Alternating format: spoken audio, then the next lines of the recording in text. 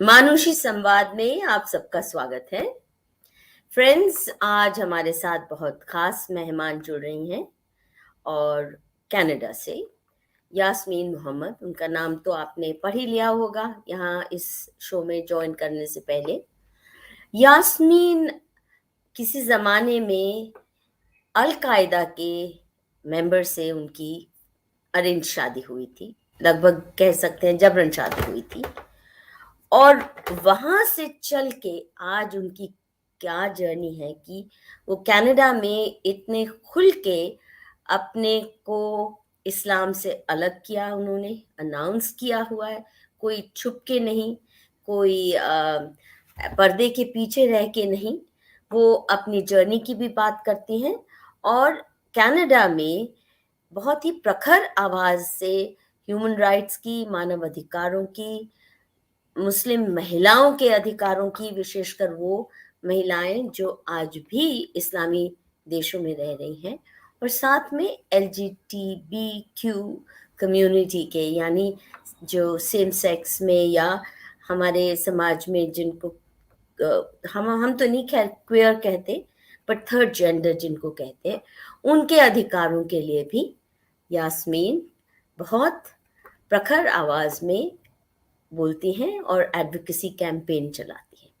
तो मैं ज़्यादा नहीं परिचय देना चाहती, because I want Yasmin to tell her own story in her own words. So, Yasmine, even though the title says Reasons for Islam's Global Stranglehold and Why You Left Islam, but I want you to start this show with your personal journey, because it seems very remarkable to me that you've traveled that long road. So let's have you tell your story. My pleasure. So I was born and raised in Canada to a very fundamentalist Islamic household. So when I was about between 5 and 6 years old, my mom became the second wife to an Egyptian man. So he was already married, he already had children. But in Islam, a man can have up to 4 wives. So my mom became his wife number 2. Wife number 1 lived upstairs with the children, and we lived downstairs. And there was 3 of us. And he introduced into our lives, forcing us to pray 5 times a day, memorize Quran, not allowed to have non-Muslim friends, not allowed to ride our bicycles, not allowed to swim, not allowed to do anything. Everything was haram. Everything was forbidden, especially for girls. Everything is forbidden. And then we went to Islamic schools. The hijab was put on me at 9 years old. We lived a very separate from the society around us. So I say that we lived in like a mini Sharia. So there was the society around us, the Canadian, Western, liberal society, democratic society. We had nothing to do with it. We were living in a completely separate bubble. And we continued like that. And then when I was 19 years old, I was forced into a marriage, like you mentioned, to a man who was a member of Al-Qaeda. I was the kind of child who always asked questions. And so my mother said that she wanted to marry me off to a man who was strong enough to control me. And so that's why they chose a terrorist. And he was violent, as you would imagine. It was as difficult as I thought my life was, when I talked about wearing hijab at 9 years old, but then when I married him, I started to wear niqab. So hijab covers everything except for your face and hands. And niqab covers even your face and even your hands. So I went from having a very restricted life to being completely separated from the rest of the world. So he used to put paper on the windows so that even if the curtain would move, nobody would see inside by accident. So it was in complete darkness. And it wasn't until I had my daughter that I found the courage to fight because I was determined not to let her have the same life that I had just lived, that I was living. May And I interrupt you to ask a few questions about your mother? You say yes, that she was a second wife. Did she yeah, choose to be a second wife, or was she also forcibly married? And no, what was her relationship with your father like? Was it the same as yours with your husband, but she didn't rebel and you did? So, what's her no. background? Ethnic So my background? And how did this Egyptian Al-Qaeda man land in Canada? In which city of Canada was this? Vancouver, Canada. Hmm. So my mom grew up in a very secular Egypt. So she didn't wear hijab. Her mother didn't wear hijab. She didn't go to Islamic schools. She had a very secular upbringing.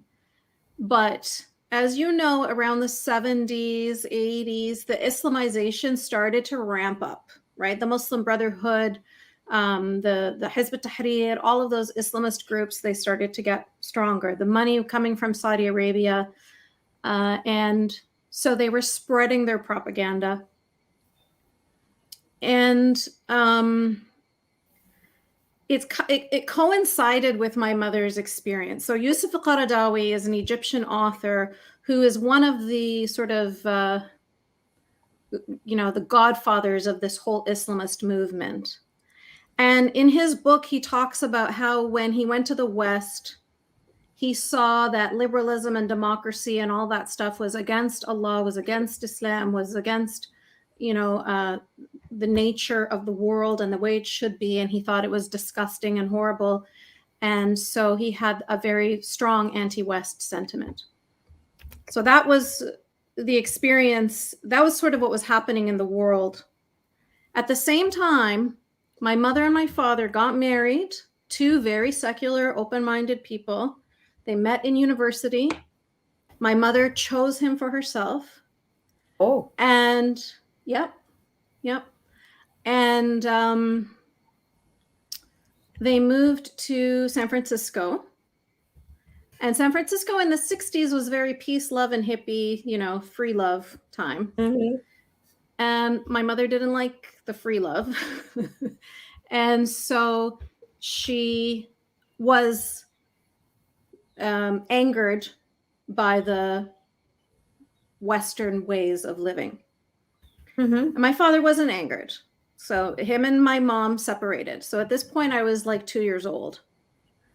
And so my father was fine to continue living his secular life, but my mom turned and became born again Muslim. So she became Oh. very religious.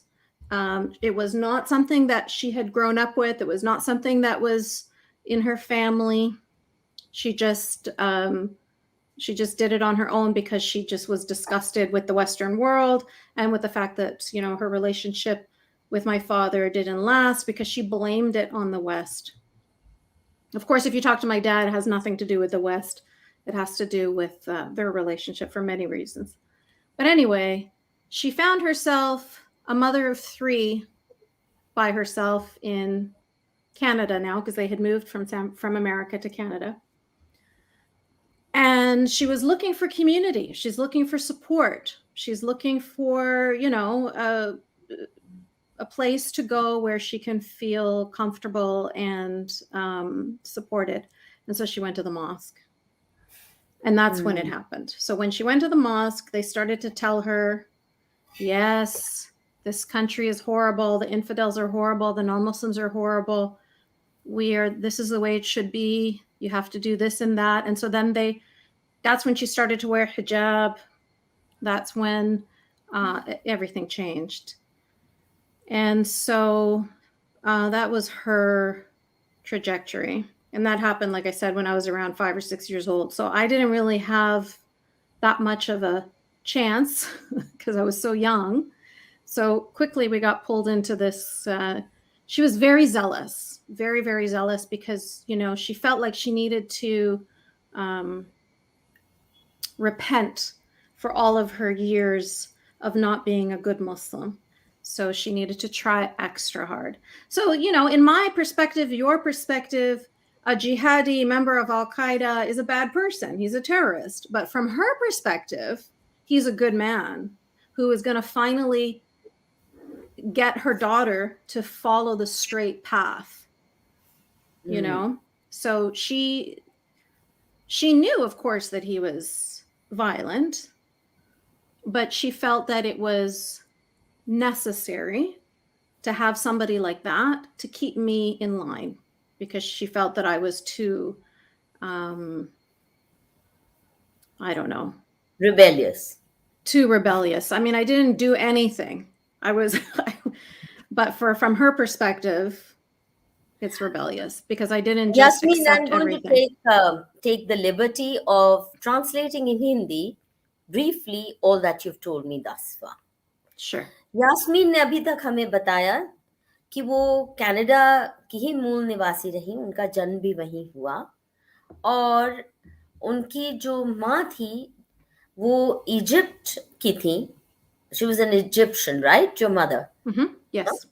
और वहाँ जब वो उन growing up years उनके थे तो बहुत ही liberal माहौल था इजिप्ट का, आज जैसा इजिप्ट नहीं था.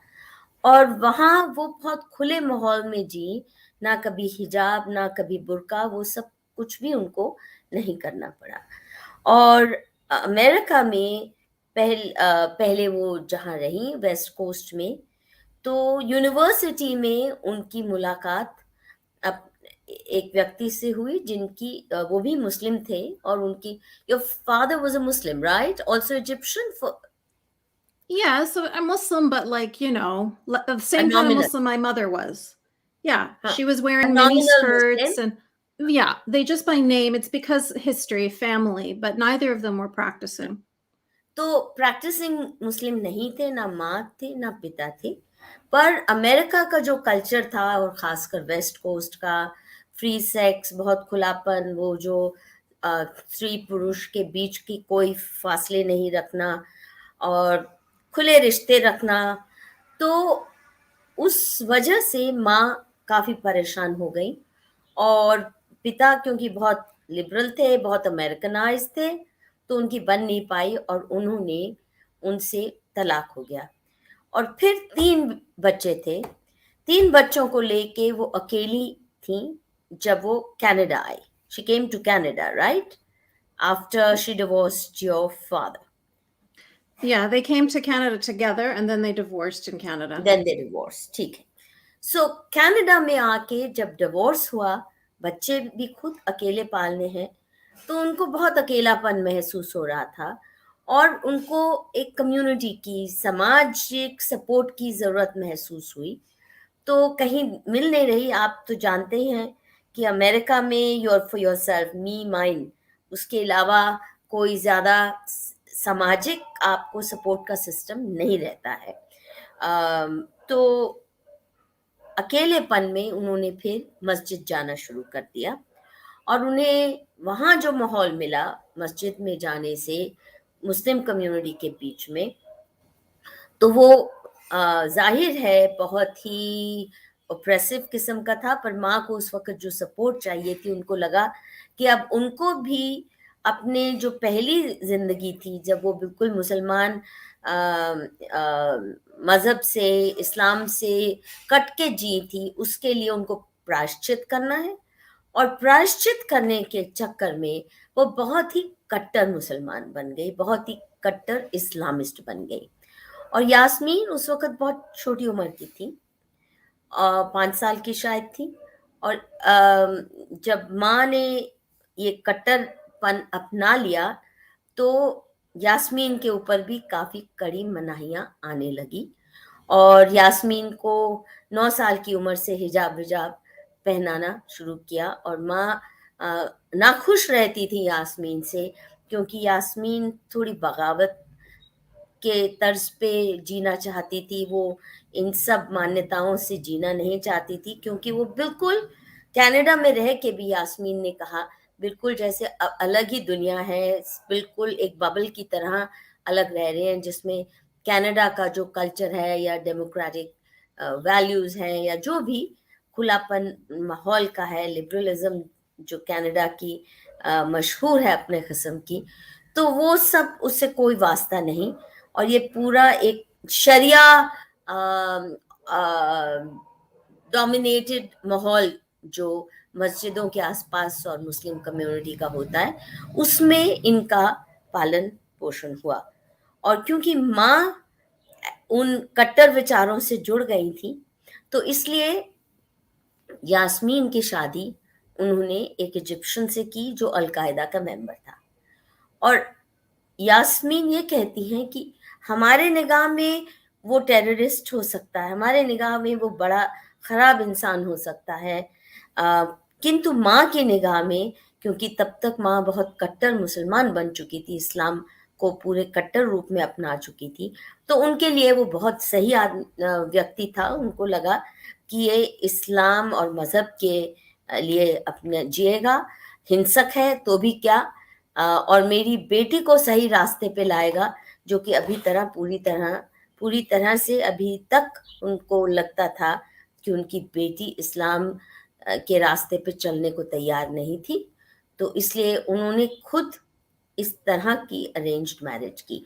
Continue Yasmin. So you came up to the point when you got married, but you didn't talk about your second father. She married a Ew. second time. What was that like? I don't call him that. I never call him that. I call him the man who my mother married.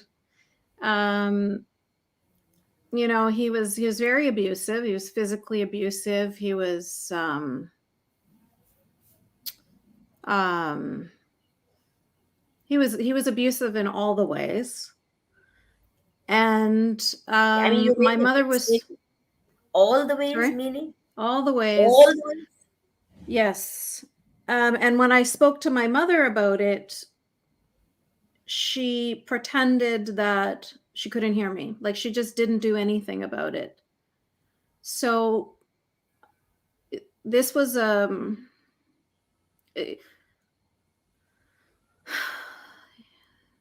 I think I've spoken to so many people since, so many other people from the Arab world who've had similar stories where their mothers act the same way, where they just pretend. It's like they don't believe you, but they don't even really, they just don't want to talk about it. They don't want to acknowledge it. They just pretend that you didn't say anything. Are you And I saying think this, that he sexually abused you as well as in other ways? yes, Emotionally, physically, and also sexually, and your mother yes. wouldn't take note of it? I Okay. think that from my mother's, I'm trying to be understanding, and I'm trying to see from her perspective. I think that she didn't want to acknowledge it because it was so important to her to be married to this man. She didn't want another failed marriage. And she felt that with 3 children, she didn't have many choices. The best she can do is this man who was already married. I should tell you that my father used to beat my mother, Oh. and this man never beat her. So, from her perspective, he was the better choice for her. He used to beat her children, but he didn't beat her. So, it's like she was, Excuse me, um, I didn't get it. Your yeah, father, that is her first husband, was yeah, like your mother. I mean, he nurtured was you like a mother? no, my father, my biological father, I barely knew him. Okay. So, my parents divorced when I was 2 years old.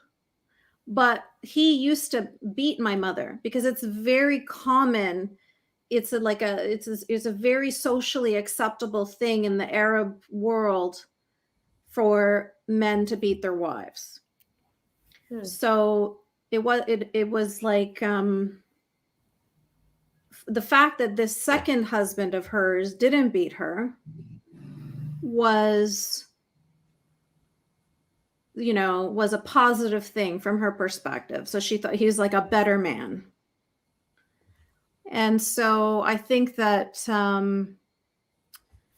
She just didn't want to acknowledge it. She didn't want anything to ruin her relationship with this man. And if she was to acknowledge what he was doing to her daughter, then the social cost for her would be too high, because she was already embarrassed that her first marriage didn't work out. Because again, in our culture, it's a big shame on the woman if she's divorced. Things are getting a little bit better now, but this is back in the 70s. It was a big deal.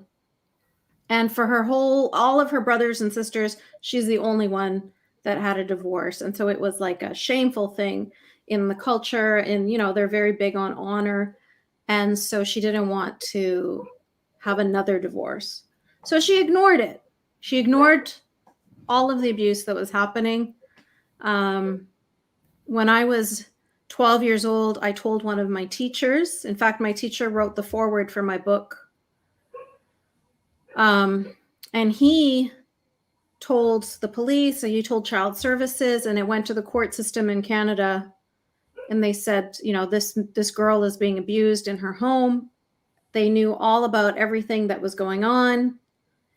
And the judge at the end of the day said to me, "This is your culture." A Canadian judge says to you, take it because this is your culture? Which year was Yes. this? How long ago was this? This was 1988. I thought that Canada turned ultra woke only recently. Yes, it did.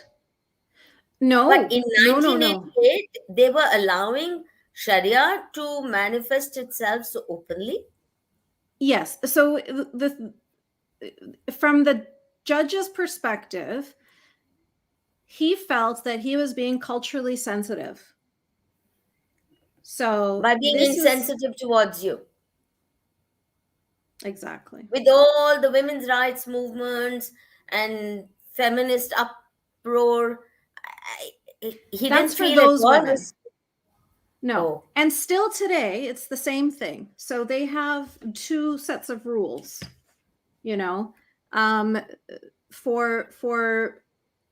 for some women, then they're to be protected, and the rules are, XYZ. But not for everybody. If you come from a different culture, they will respect the culture before the human beings. And so we have a very big Indigenous community in Canada too. And I hear from Indigenous women all the time that the same kinds of things are happening with them. That the government will turn a blind eye to any kind of abuse that's happening in their communities because they don't want to get involved. They say it's none of our business, it's their culture. But you are a Canadian citizen, right? Yes, I am. Yeah. Now, if you're a Canadian citizen, what escapes me, what baffles me is that the citizens are supposed to have certain set of fundamental rights. That includes protection from violence. And this is life-threatening form of violence. You're not supposed to enjoy those. Why don't they then say so openly? That the That's a very good constitutional question. rights don't apply on Muslims, for example. See, I can understand with indigenous communities because they have a guilty conscience.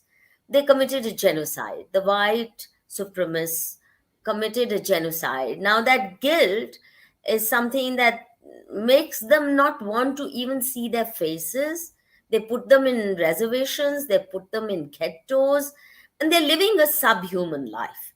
To confront it is to confront how monstrous your own history and your current politics is vis-a-vis people who belong to another ethnicity, were indigenous, and were also not Christian. You had to do it all for them. Yep. So, They but also with feel race, guilt. Yes, because imperialism, colonialism, the white man is always guilty. The white man is always feeling shame and guilt. So they have the same, exactly what you described. They have they have the same perspective towards Muslims. May I just translate a little bit of what you said? Because I don't think most Indians would know this. Yeah. अभी बता रही थी हमें यास्मीन, जिसको सुन के मुझे भी बहुत हैरत हुई, कि 12 साल की उम्र में, क्योंकि इनके जो माँ के सेकंड हस्बैंड थे, दूसरे पति, वो कह रही मैं उसको अपना पिता तो मानने को बिल्कुल राजी नहीं हूँ। जो माँ के दूसरे पति थे, वो इनको बहुत अब्यूज करते थे, और यहाँ तक सेक्सुअल अब्यूज काफी भीषण किस्म का था। इतना कि 12 साल की उम्र में यास्मीन ने अपने स्कूल टीचर को ये बताया कि उनके साथ ये क्या-क्या अत्याचार हो रहा है उनके स्टेप फादर द्वारा, उनके माँ के दूसरे पति द्वारा। और फिर वो सारी एजेंसीज जिनका काम होता है बच्चों को सेफ सिक्योर देना, कोर्ट तक मसला गया। और यास्मीन कहती हैं कि कोर्ट में जज ने इनके केस की तरफ तवज्जो देने की बजाय ये कहा कि हम इसमें हस्तक्षेप नहीं कर सकते, क्योंकि ये अलग कल्चर से हैं, इनका सारी मान्यताएं बिल्कुल अलग हैं इस्लाम की, इसलिए हम ये जायज़ नहीं है कि हम इस्लामिक माहौल में या उनकी कम्युनिटी के कानून कायदों के साथ छेड़खानी करें। तो उनको सपोर्ट नहीं मिला कनाडा जैसी कोर्ट में भी। अब बताइए, continue Yasmin. And so when that was all happening with that court case, it was a very difficult time with my mom because she felt that I was like, she blamed me for causing problems in her marriage because, of course, I was hoping that he would go to prison for what he was doing. And she knew that. And so she was very angry at me. So we had a very contentious relationship. And I think that's what she meant when she said a man who's strong enough to control you, is she wanted to make sure that I would just stop pushing and that I would just accept all of the abuse quietly. And when I graduated from high school, my whole family went to Egypt on holiday, and I woke up one morning and my family were all gone. They had all got on the plane, went back to Canada. They left me in Egypt.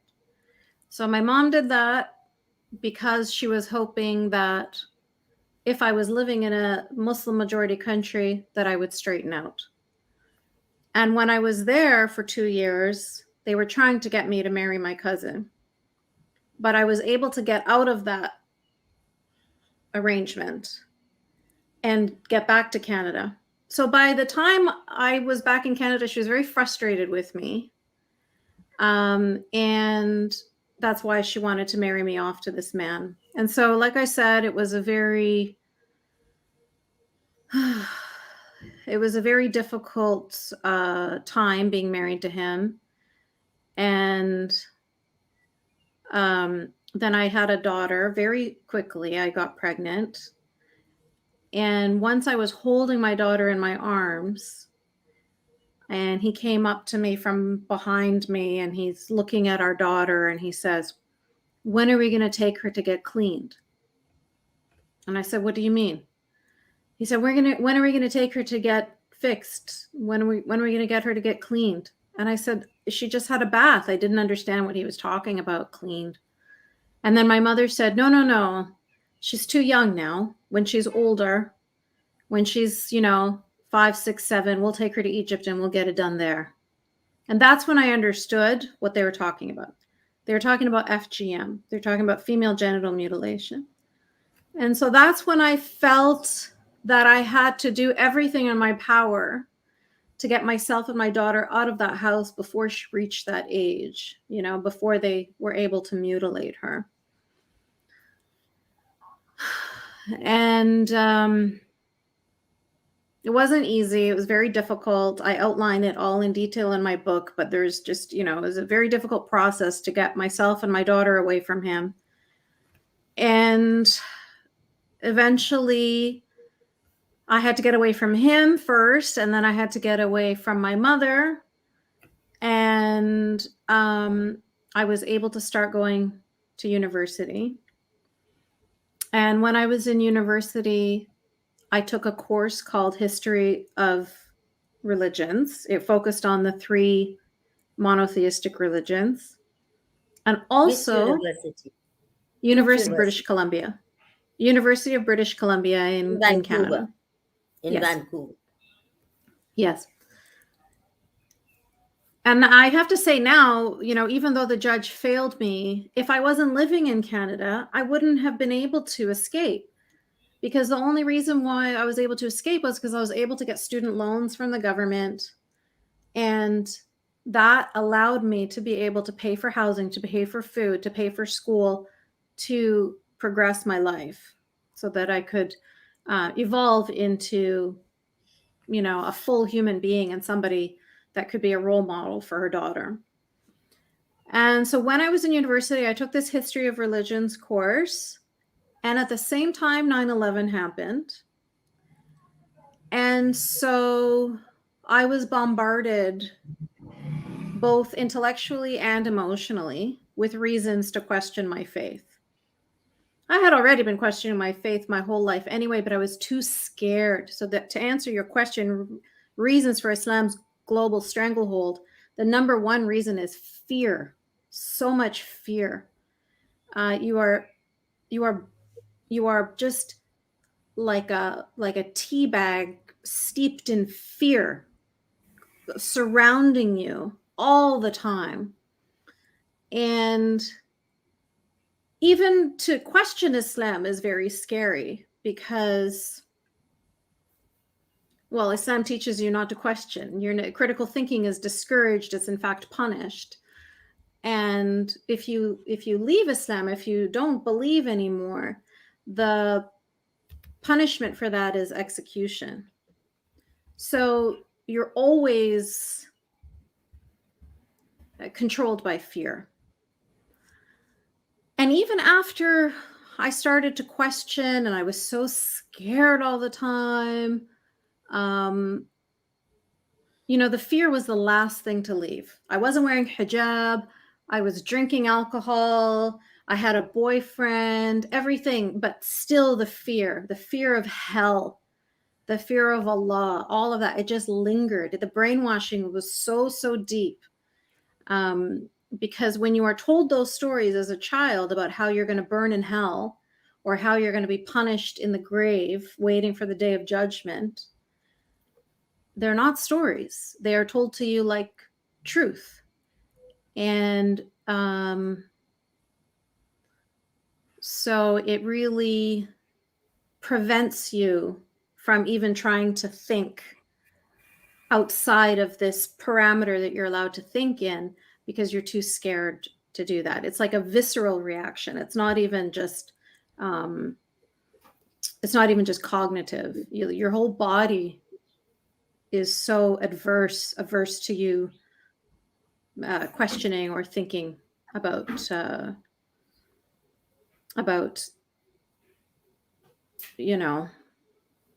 not believing. And and so I stayed like that for a very long time, quiet about my disbelief, because I didn't want to be killed. My mom had already threatened to kill me, and so I needed to keep myself and my daughter away from her and away from anybody. So I cut off all contact with my family, friends, community. And I stayed quiet like that for a very long time. And then I watched a episode, a TV show here in America, actually, where Sam Harris, Bill Maher, Ben Affleck, I don't know if you know these people, but they're, Ben Affleck is an American celebrity. And Bill Maher also, he's a comedian, and he has a show where they have political discussions. And he had invited Sam Harris, who is a neuropsychologist and a philosopher. And they were talking about how liberals fail to abide by liberal values when it comes to Muslims. They say we're very supportive of the LGBT community. We're very supportive of freethinkers, But then when it comes to Muslims, in 15 Muslim majority countries, they can be killed for being gay, or they can be killed for denouncing Islam. But liberals don't want to talk about that. They only want to support the liberals that are in their geographic location. They don't care about the other ones. So they're having this discussion, and it's a very heated discussion, and Ben Affleck is calling them racist, and he's calling them gross. And so when I listened to that discussion, it was the first time that I started to think about it for myself, because up until then I just ignored it.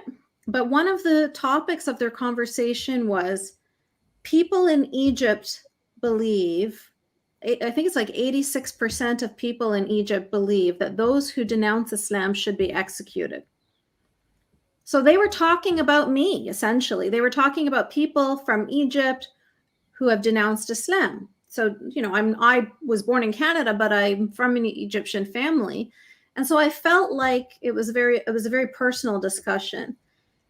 And it was strange because I had never thought of fighting for myself. And then now these men are on TV are fighting on my behalf.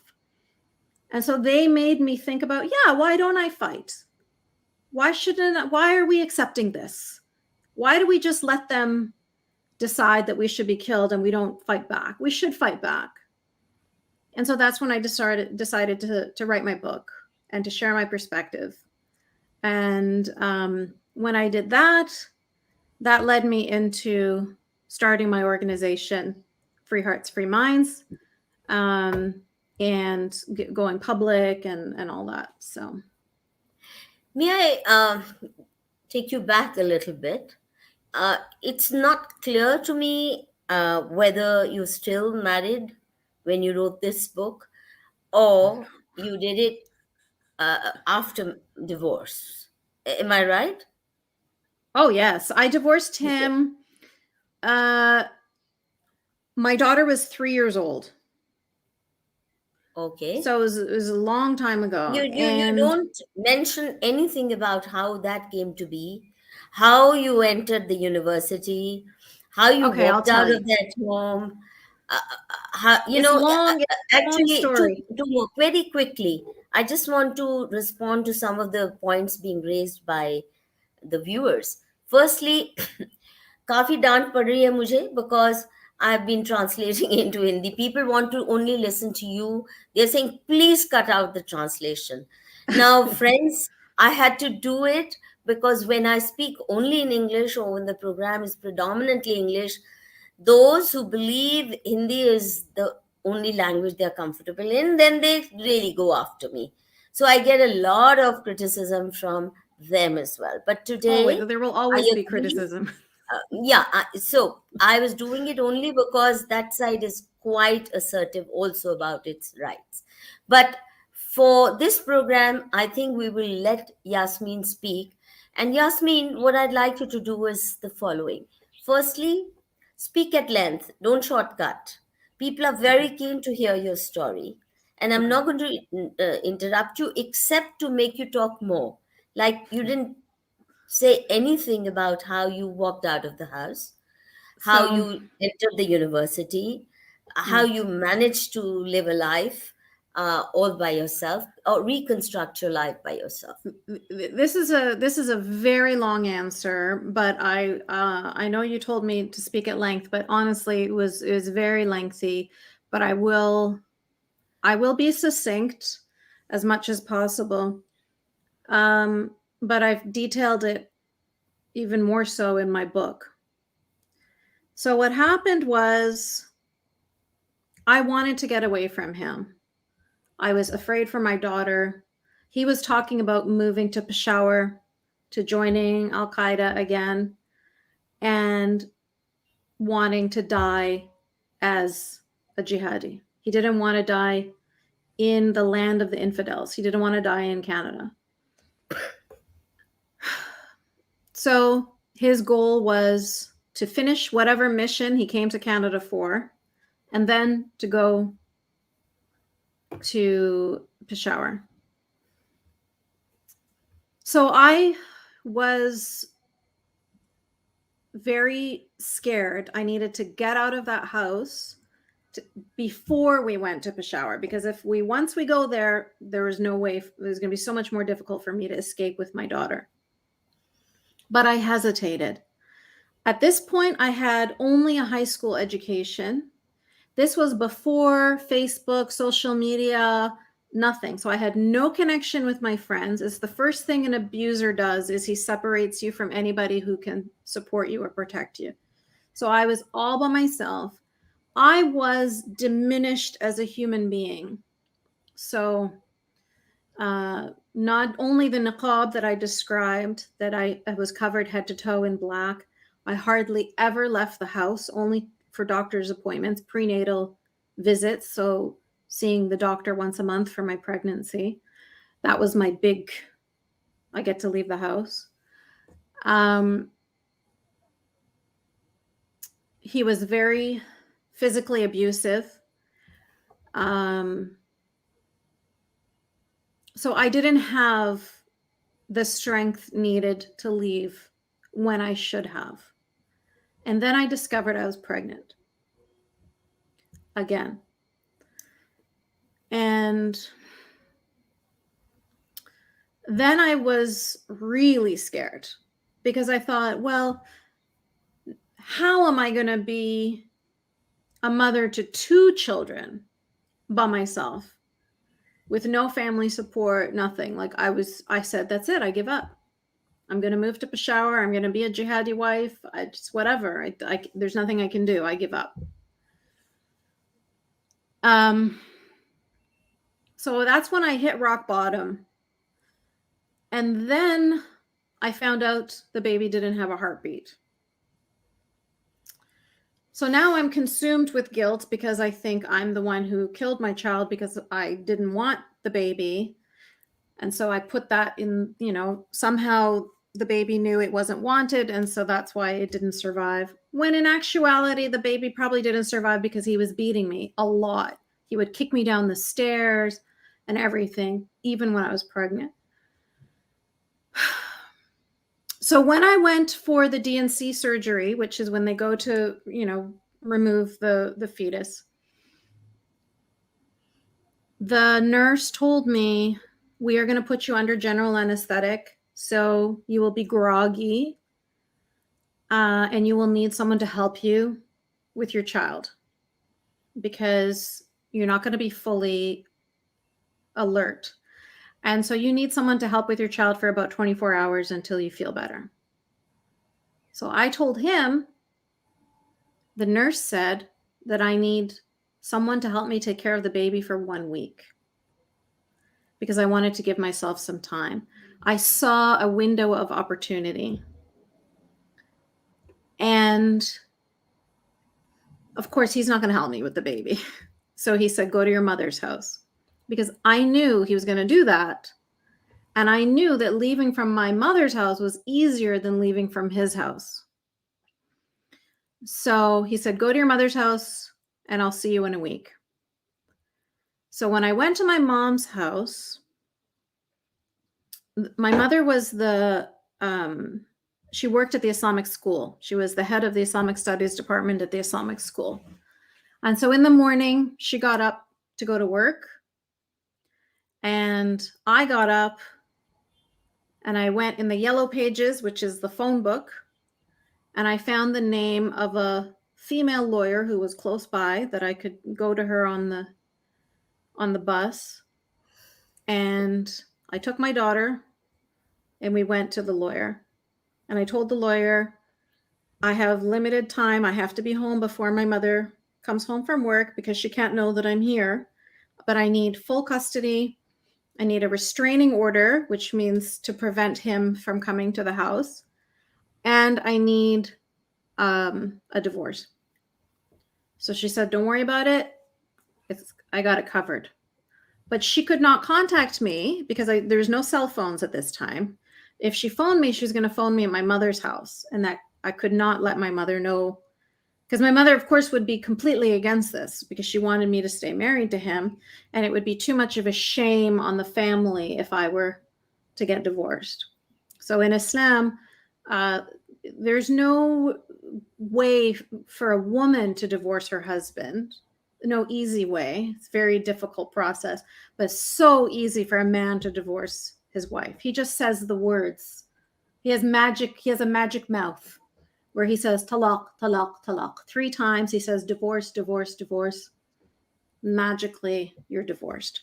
So when there is a divorce, it is considered that it's the woman's fault, that he discarded her. And so that's why it's embarrassing for the family when there is a divorce, if you're the family of the daughter. So I knew she didn't want me to get divorced. And of course, I knew she didn't want me to divorce this man. And so I had to keep it a secret from her too. Anyway, I go back to the house before she comes home from work. So she didn't know.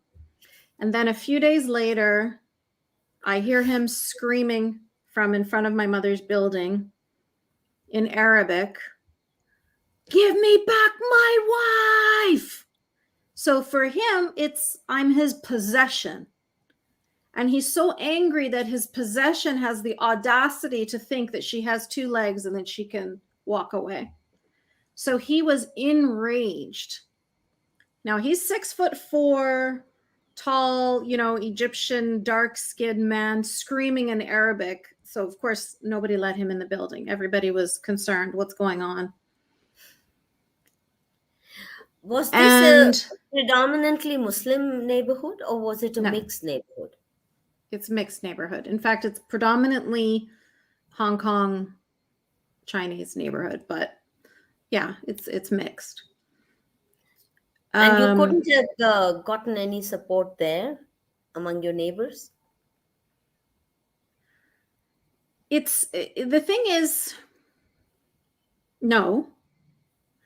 But also, it's not even just about support from your neighbors. It's your mind. You're indoctrinated.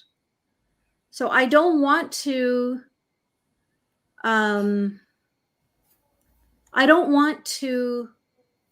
upset my mother. I don't want to displease my mother, because in Islam, you are told that heaven is at the feet of your mother. So your mother is the one to decide if you're going to go to heaven or hell. So it was a very difficult time for me, because I was trying to reconcile between what I wanted and what my mother wanted. They're 2 very different things. But how was I going to be able to get what I want without upsetting her? And I was trying to find a balance. And it took me a long time to discover there is no balance. I'm curious to know, how did you know about the rights that are available to you? For example, externment order for the husband, that he can't come and harm you, and child custody, because these are not Islamic laws, and these are not sanctioned in Islam. So that means, despite being high school pass, you were fairly well informed about. No, then I wasn't. So I had TV. I watched TV and I watched movies. So I knew these things existed, but I had no understanding of how they worked. So for example, the restraining order. I had heard the term restraining order on TV. I knew that something like that women who don't want their husbands to find them, they do something called a restraining order. But I didn't understand that all a restraining order does is prevents him from coming to the house.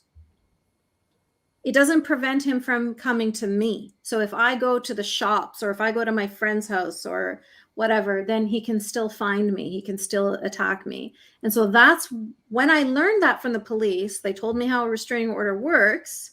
Then I never left the house, because then it was the only place where I was safe. So it's like that. And it continues. There's so many times when, like, I didn't even know that there was women's shelters, for example, that I could have gone to, that would have given me and my daughter a home and food and clothing. I had no idea that that was something that was available to me. I didn't learn about that until, many years later. I was very frustrated. because I felt like I could have used that, but I didn't know. I didn't know there was something called a food bank where I could have gone and got food. I didn't know that. My daughter and I didn't eat. I would only feed her because I didn't have enough money for both of us to eat. And, there was times when I couldn't go to my university because I didn't have the bus fare. I didn't have the money to pay the bus fare. I didn't know that I could have gone to the government and they could have provided me with a bus pass.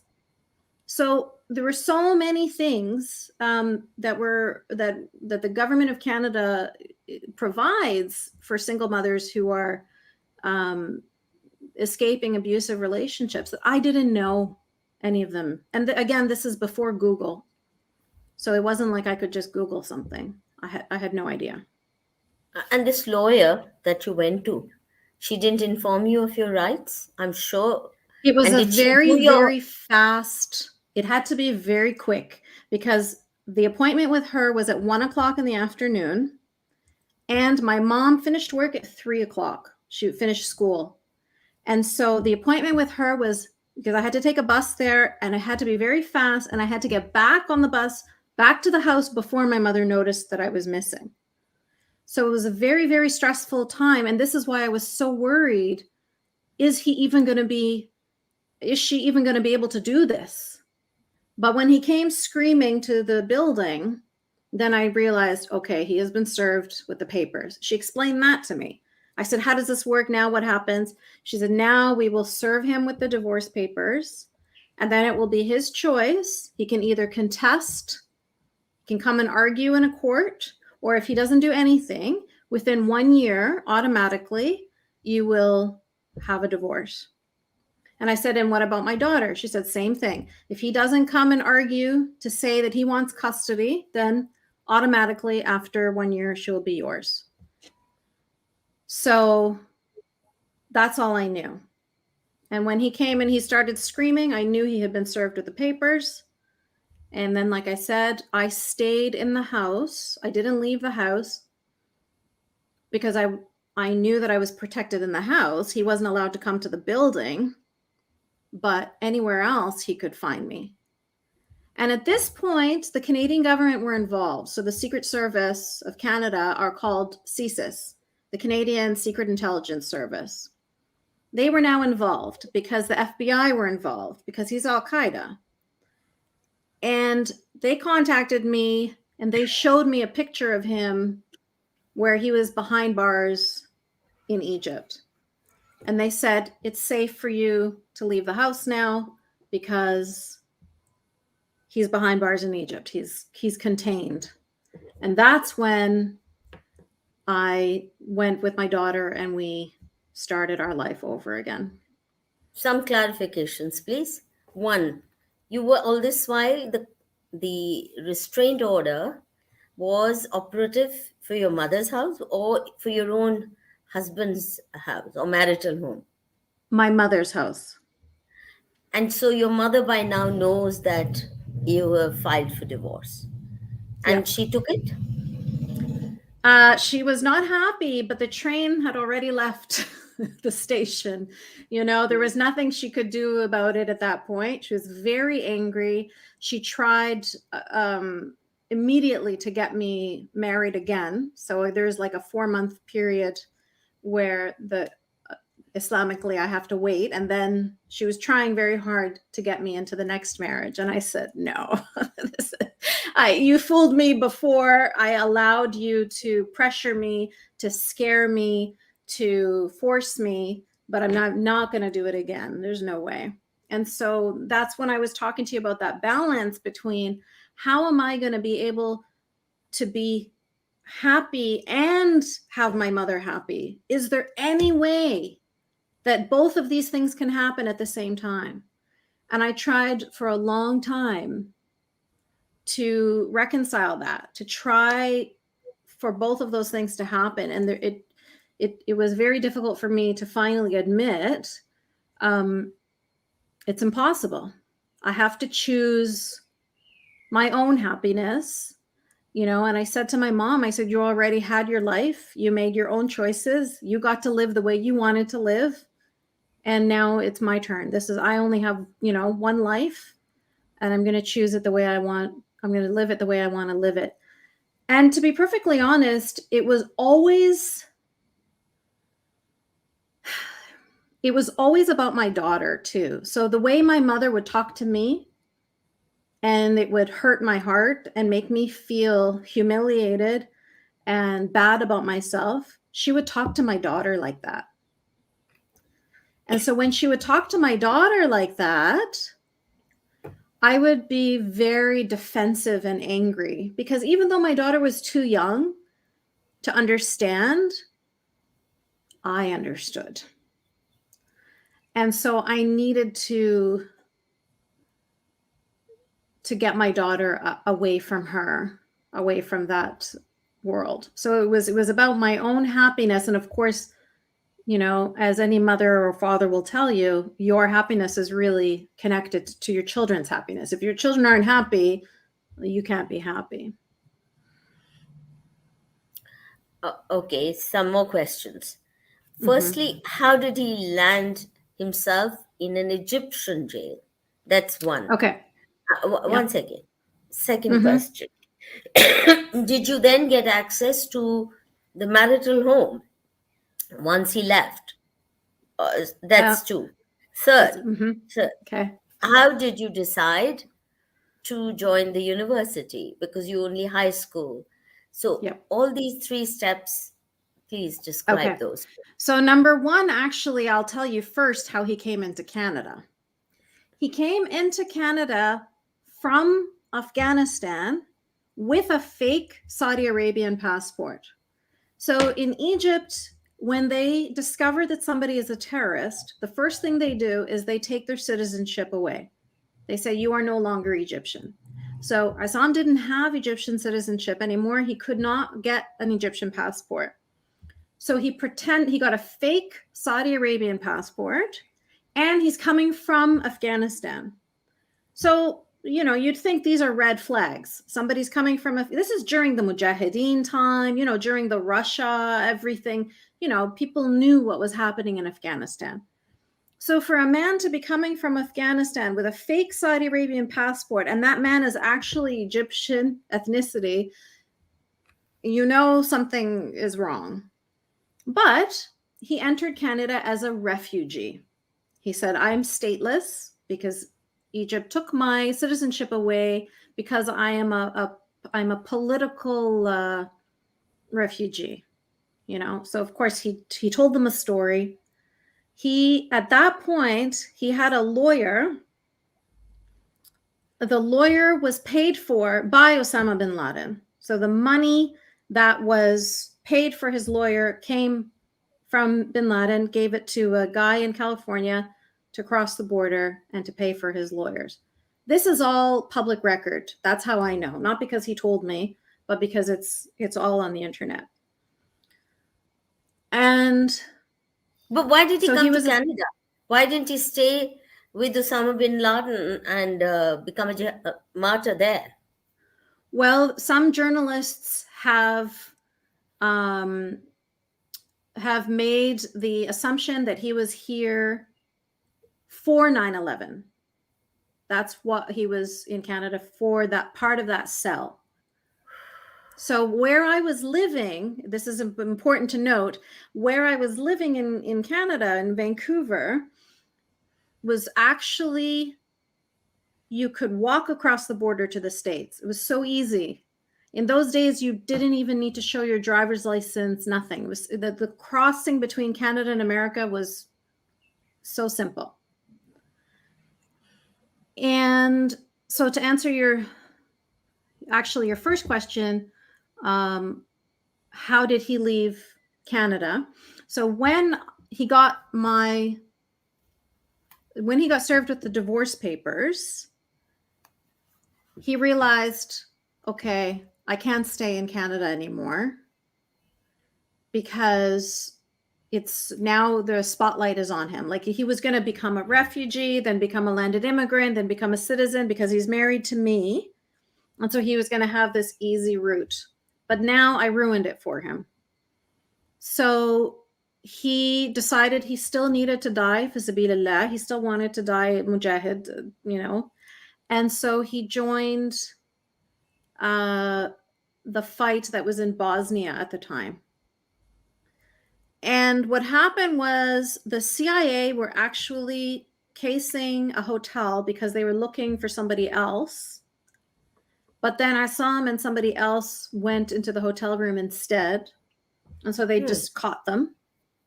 And then after they caught them, they discovered that he was part of Al-Qaeda, and that because the FBI was apparently, I think they had been following him. And so then they sent him to Egypt. And then when he went to Egypt, it was a big, huge court case. That it was actually, in fact, in one of the newspapers, they said it was the largest court case since the assassination of Anwar al-Sadat. So the largest sort of terrorist case, because he was involved in a big ring of many Egyptians that were involved in terrorism. He was one of many. And he was in prison. And then after Morsi, who was Muslim Brotherhood, he became the president of Egypt for a short period of time.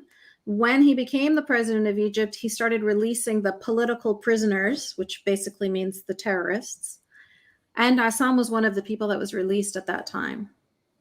But Assam has a one-track mind. There's one thing he wants more than anything, and that is to die in the name of Allah. He doesn't want to die in prison. He doesn't want to die infidel land. He wants to die for Allah.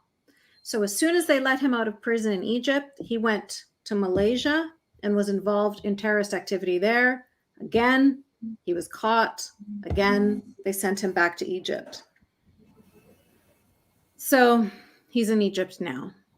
And I can't remember your other questions. I mean, I've heard about this death obsession, dying being more important than life here.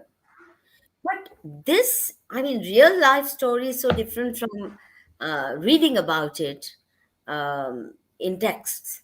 How the lure of heaven, Jannat with hurs, and being Allah's favorite. This is the first time I'm hearing a real life story because our Kashmiri terrorists um, are only too happy to try to get out of it.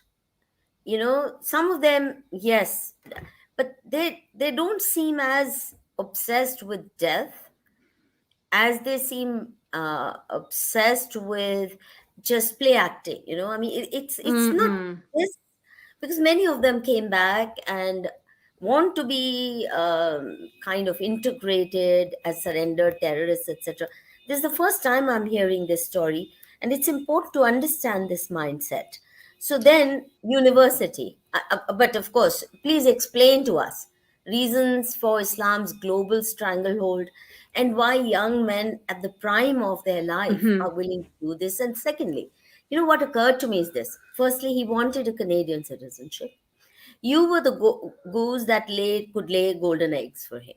You're valuable uh, route to getting normalized in Canadian society and then continue whichever way he wanted. Now, in that case, it would have taken very little to treat you with a fair amount of dignity and even pamper you, and then you may not have left him. Am I right? And what would have taken? Why is it that he was incapable, even in his own self interest, to treat you well? So you're seeing things from your perspective. To see things from his perspective, he wasn't doing anything wrong, because Islamically, men are told if you fear disobedience or arrogance from your wife, beat her. It's sanctioned in the religion, so he didn't think that he was he was shocked. He was shocked that I wanted to divorce. He's like, I can't believe that you're even bringing this up. He didn't know. He didn't. We barely knew each other. He didn't speak a word of English. He's 15 years older than me. It's not like we sat down and had conversations. Are you happy in this marriage? What can I do to make you happy? There's no conversation. It was like a slave and a master, probably. That's how I can best describe it. It was my job to cook and to clean and to do things for him. And he didn't understand, or he didn't even, he wouldn't know that that wasn't what I wanted. He thought that FGM for our daughter was the right thing to do. He thought that going to Peshawar and being a jihadi is the right thing to do. You see, from his perspective, this is being the best of humanity. The best people that reach the highest level of Jannah are the ones that die for sabilillah. So, he was thinking that this is how you become like a superhero. He wasn't thinking of it like terrorism, murder, killing innocent people. No. To him, it's like the ultimate best human being. And so it's really just about perspective. I have to tell you, though, when I saw him, this is important, because when you ask about why he would choose to do this, when he was around 14, 15 years old, when he was recruited into this world, at that time, he kind of was ostracized from his friend group, because he grew up poor, and then his father ended up getting a good job, making good money. So they moved to a higher class neighborhood. Egypt is very classist society. So when you move from one class to another class, it's very visible. People recognized he talks low class, he dresses low class, and so they didn't embrace him. And so he felt alone. So when these jihadi men came to recruit him, he was ready for it. He was ripe. And they told him, forget these boys. This is something better. You know what's better? Jannah. Forget these girls that ignore you. You know what's better than these girls? Hur in the Jannah, 72 of them, all for you. And blah, blah, blah, blah, blah. So, when he's a young boy at that age, he's mentally not mature, but physically he's mature. So he can hold a gun and he can fight, and he can do everything that they want him to do. And they can indoctrinate him easily because he's so young. Again, his family were not like this. His family were not Islamists. His family were not jihadis. No, he didn't grow up in that kind of family. No, at all. His father was an engineer. His mother was a housewife. He has a sister. Everybody, they were normal, regular Egyptians. And he didn't grow up with this in his home. He was recruited as a teenager by other jihadis. So they're a group called Al-Jihad, an Egyptian group. They recruited him, and then they took him to Afghanistan. In fact, he told his father, I'm going to go to America to study. When he was leaving on the plane, he told his father, I'm going to America to study. But of course, he didn't go to America. He went to Afghanistan. So it was not, he deceived his family in order to go to Afghanistan. Are you suggesting, Yasmine, that it's people with serious personality disorders that get attracted towards this pure form of Islam and jihad?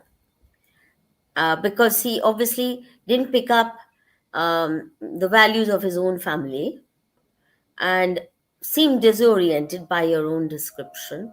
What kind of person? Are they normal persons that take to jihad? Do they come from regular families and it's just this indoctrination and brainwashing which turns them into jihadis. Because if you've grown up in a family which observes normal, decent human values, then it's difficult to become a hardened criminal, murderer, genocide. They are not criminals. Genocide, they don't see it like that. They see it as goodness, as pureness, as the best of humanity, as the highest levels of heaven. And to answer your question, the different people join for different reasons. But I can tell you that at that age, a boy is really looking for that sort of camaraderie, the male group support system. And it happens in Canada with groups that join gangs, or in America. So whether it's white supremacist gangs or drug gangs or whatever, it's always boys at that age are it's a sensitive age where they're full of aggression and they want to feel part of something. And, Assam was just one of the statistics. He was just one of the many. This is what they do. They hang around the colleges and universities and high schools in Egypt and Saudi Arabia and everywhere. They hang around and they watch and they see who are the boys that are not fitting in that we can recruit. And it's not only in those countries. Majid Nawaz, who is from the UK, tells the story, the same thing. That's how he was recruited into Hizb ut-Tahrir from his college. Same thing. They're watching and they see who is the boy that is full of aggression for some reason. He's unhappy with his life. If it's a boy that's doing well in school and has a girlfriend and has a good job, they're not going to talk to him. They're interested in the one who is somehow disillusioned with his life, which is so easy with teenage boys. So many of them are going to be disillusioned with their life. And then they give him this recipe. They give him this reason to live and this reason to become, like a superhero. And so he really, truly believed it. He didn't see it as, he thought everybody else was wrong. So when his father would tell him, stop this terrorism, come home, smarten up, he would say, I'm praying for my father to see the light. He thought his father was wrong. Our Bollywood films are full of stories about young men who take to jihad and terrorism. And they're all essentially projected, and this is obviously part of an elaborate propaganda machinery. And Bollywood has been extremely influenced by Dawood, Ibrahim, and that entire global mafia. But they will always present them as soppy, sentimental creatures who are very prone to crying, very attached to mother, sister, beloved, all that. They're not this hardened species. I've never in Bollywood seen a hardened jihadi of the kind you're describing. So they build an amazing victimhood narrative. They took to jihad because they were wronged by the state. They took to jihad because they saw some injustice. They took to jihad because they didn't get free and fair elections. That entire victimhood narrative is so well crafted in our Bollywood films, which is perhaps why they are so popular even in Pakistan and Afghanistan.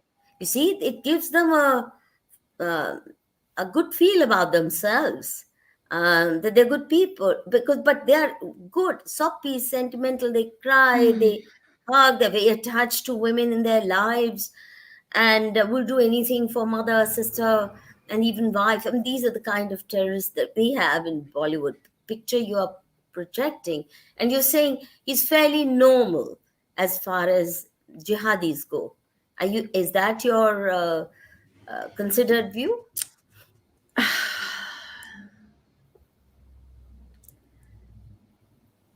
I don't know what is normal. I can tell you what was Assam's experience.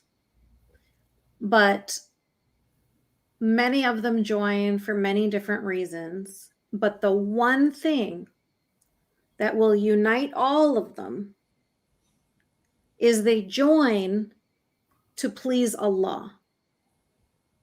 So whether it's because of free and fair elections, whether it was because they were wronged, whether it's because they didn't have friends, blah, blah, all of that is subordinate to the main reason that they all share is that Islam, that their Allah demands it of them and tells them that the best of you will be the ones who die in my name, fighting for my name, fighting to spread Islam, killing the infidels who are insulting Islam, blah, blah, blah, blah.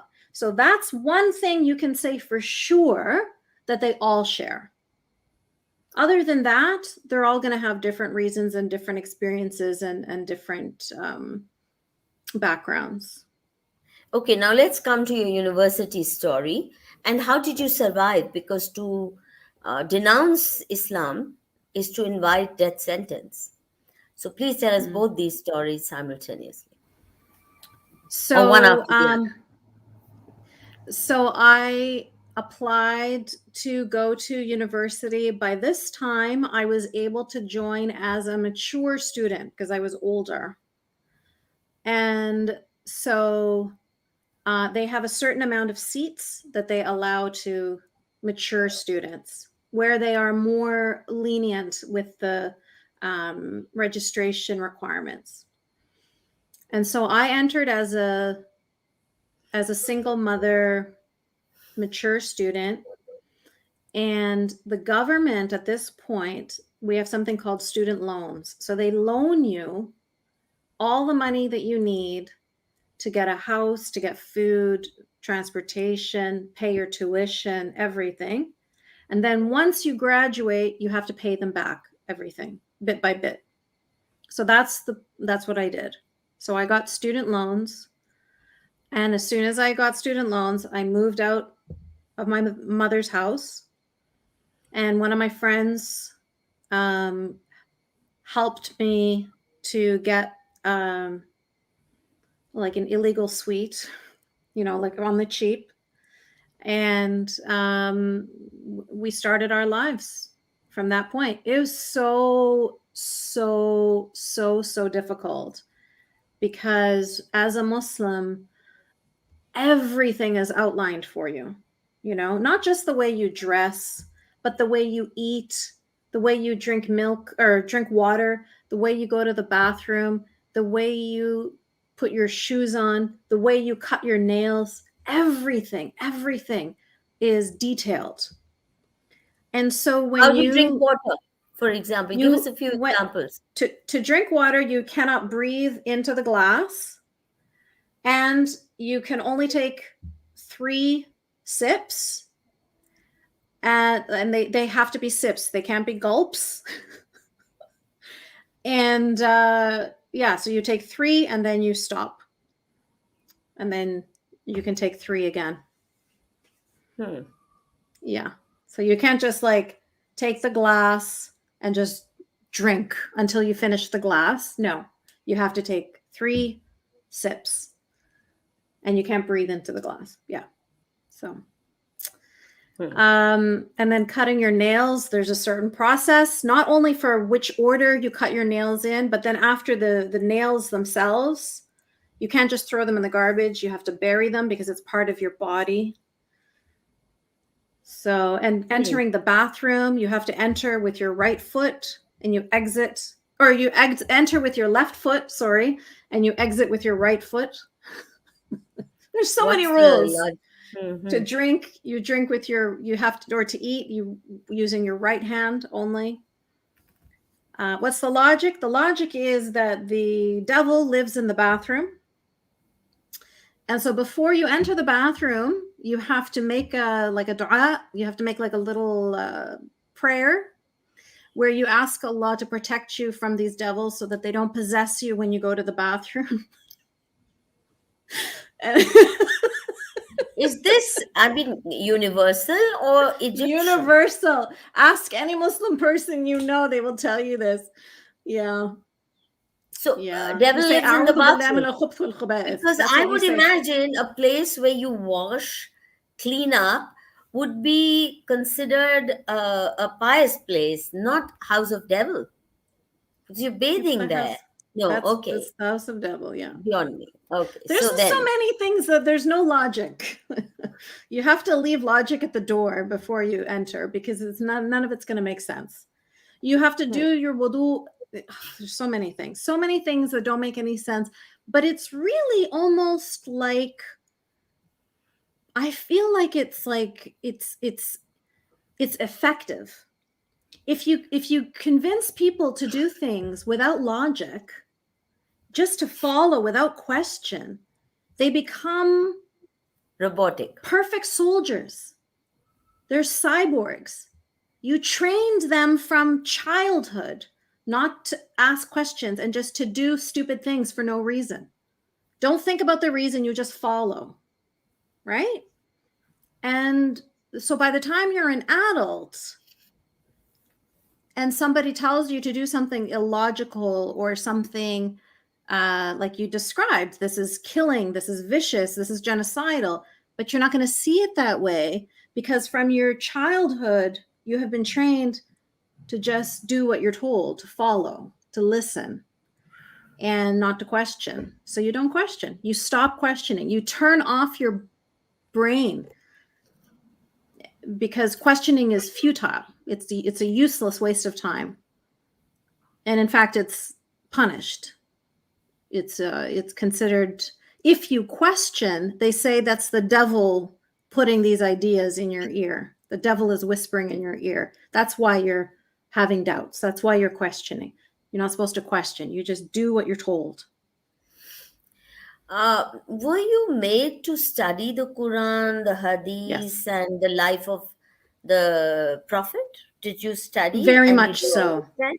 You understood? Very, Because in yes. India, nobody, because it's in Arabic, Yes. so they're discouraged from actually learning or reading in the language they know.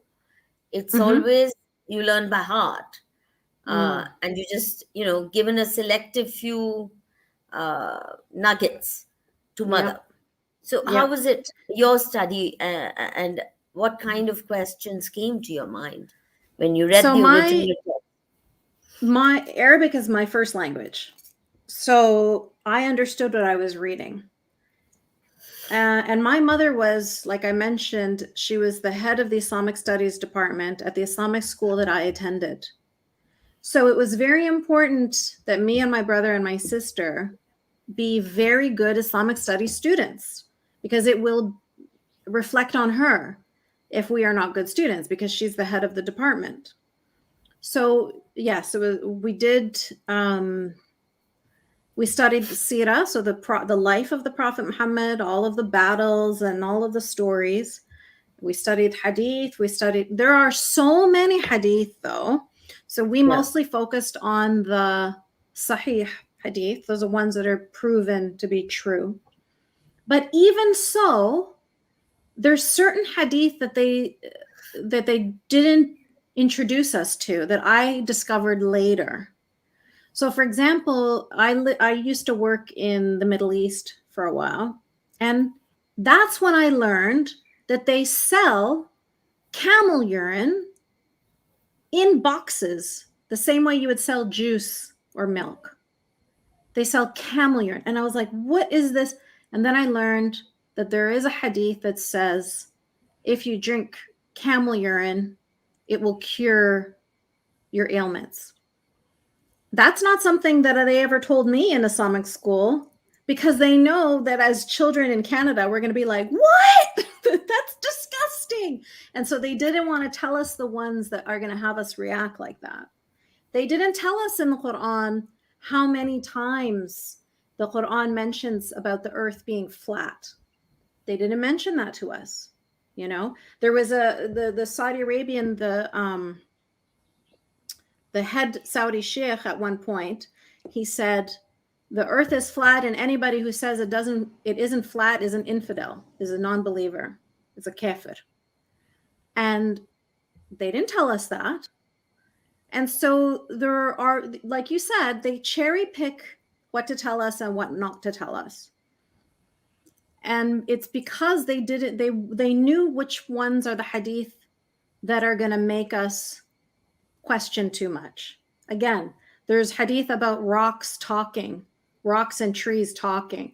So there's a hadith about how the Muslims need to kill all the Jews, and the Jews will hide behind the trees and hide behind the rocks. They will hide from the Muslims that are trying to kill them. And the rocks will say, "Oh, Muslim, there is a Jew hiding behind me. Come kill him." And all of the trees will talk except for one kind of tree. One kind of tree is a traitor, and he won't tell on the Jews that are hiding behind him. Ridiculous stories like this, you know? And so, of course, they don't tell us those hadith. You know, these are the ones that I learned in the history of religions course that I took. So in the history of religions course that I took, the teacher, he was Lebanese from a Christian family.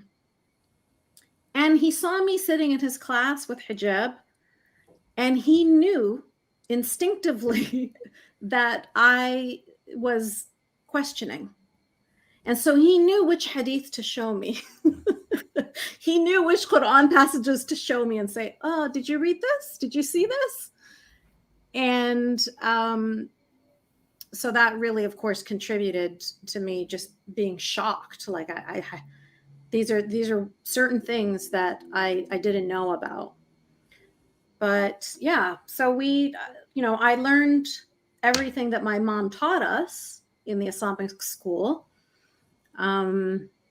But some things were hidden from us that I learned later. And it was mainly during your academic course on world religions that you came face to face with the real face of Islam. Is that what you're saying? Or had you already decided that this is not for you? What made No. you openly declare that you're leaving Islam? And how did your peer group view you? So it was not only the university course, it was also 9/11. So I was bombarded both intellectually and emotionally. So watching the towers fall in New York, when you're standing in Vancouver, it feels very close, so close to home. And to see your family, your community celebrating is difficult. It's really, really difficult for you to accept. I am part of a group that is happy about this atrocity, and I would try to understand it, I would say to my mom, okay, but what about the children? There is a daycare center there, all these kids could have died. And she'd say, oh, they're going to go to heaven anyway. Don't worry about it. Why would they go to heaven? They're kafirs. But they're children. So they're not, all children go to heaven because they weren't able to make the decision to be a kafir yet. There's still potential. In Islam, they believe everybody was born a Muslim. Everybody, all the way from Adam till the last kid that was just born 1 minute ago, everybody is Muslim. So anyway, it was really hard to watch that happen, to see how excited everybody was and how it just boosts everybody's morale. And you go to khutbah, you go to Friday prayers, Jum'ah, and the imam is like, elated, talking about, how Islam is winning and how we're killing infidels. And, all my life I had been told that I wasn't allowed to be friends with people that were not Muslim and the infidels were evil, et cetera, et cetera. But I never believed that. I always saw, the people in the streets were kind. I had friends and teachers. There's people that you see in the society. And like I mentioned, I watched movies, I read books, I had TV. I knew that the infidels were not these evil people that they were trying to portray. And so the glee that they had over 9/11, it was very difficult for me to accept that I was identifying with the same group of people who would do this and who would be excited and happy about this. So that answers the question about what was sort of the thread that started to pull at the sweater of my disbelief. But from then, it was many years of questioning and slowly shedding of the religion before I finally expressed, I am not Muslim. That was a long time. But for a long time, I would just say, I'm not practicing. I still identify as Muslim, but I don't really follow the religion, stuff like that.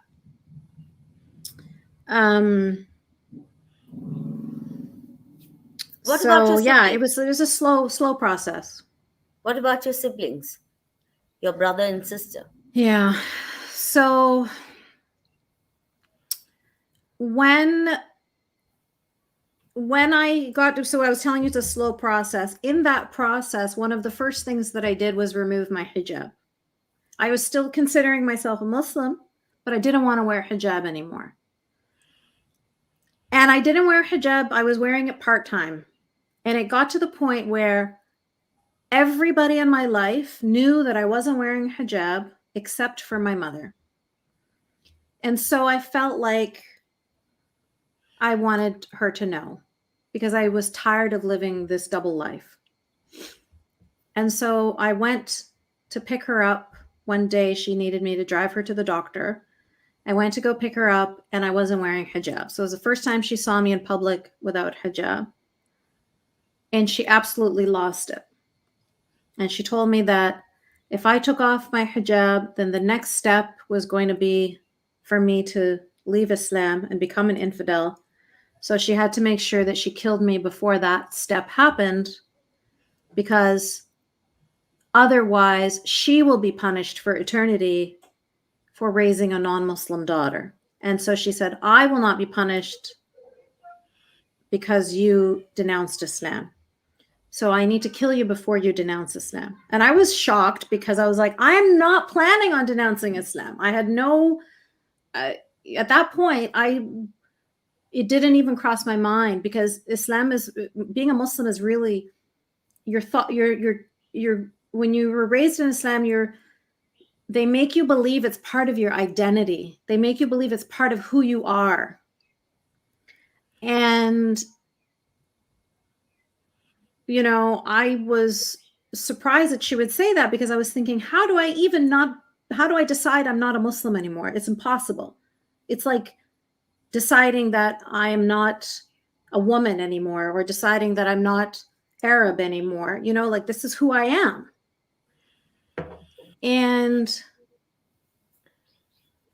But at the same time, she was very sure of herself, and I did not take that as an empty threat, because at this point we had already had a few honor killings in Canada.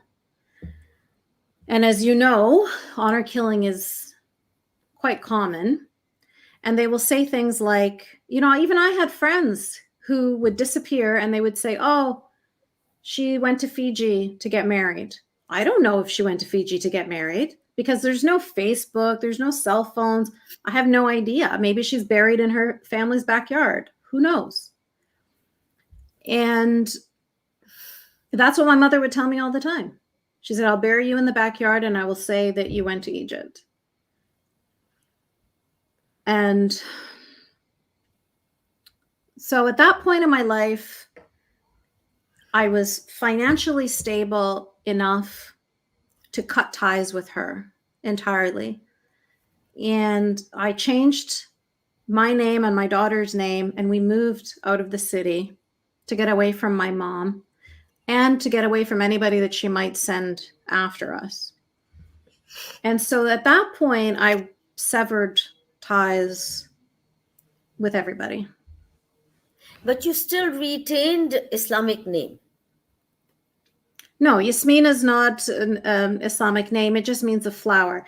The last name Mohammed, I chose it as a pseudonym when I became an author because I wanted people to recognize right away that I'm coming from an Islamic background. Because here in Canada, and I think probably in India too, as soon as you criticize Islam, the first thing people say to you is, you are racist, you're a bigot, you're xenophobic. And so if they see an Arabic name or they see a Muslim name, then it sort of prevents that from happening as much. It still happens, but It they certainly will. endangers you more. What about your siblings? You didn't tell me. I had Your we severed ties. I severed ties with everybody in my family, anybody that could be connected to my mother. So I haven't had any connection with anybody in my family since 2004. I have an uncle. I have one uncle that talks to me. From your mother's side? Yes, my mother's brother. He moved to New York when he was about 19, 20 years old. So he's very open-minded, and he's the only one that accepts me. He never admits that I'm not Muslim.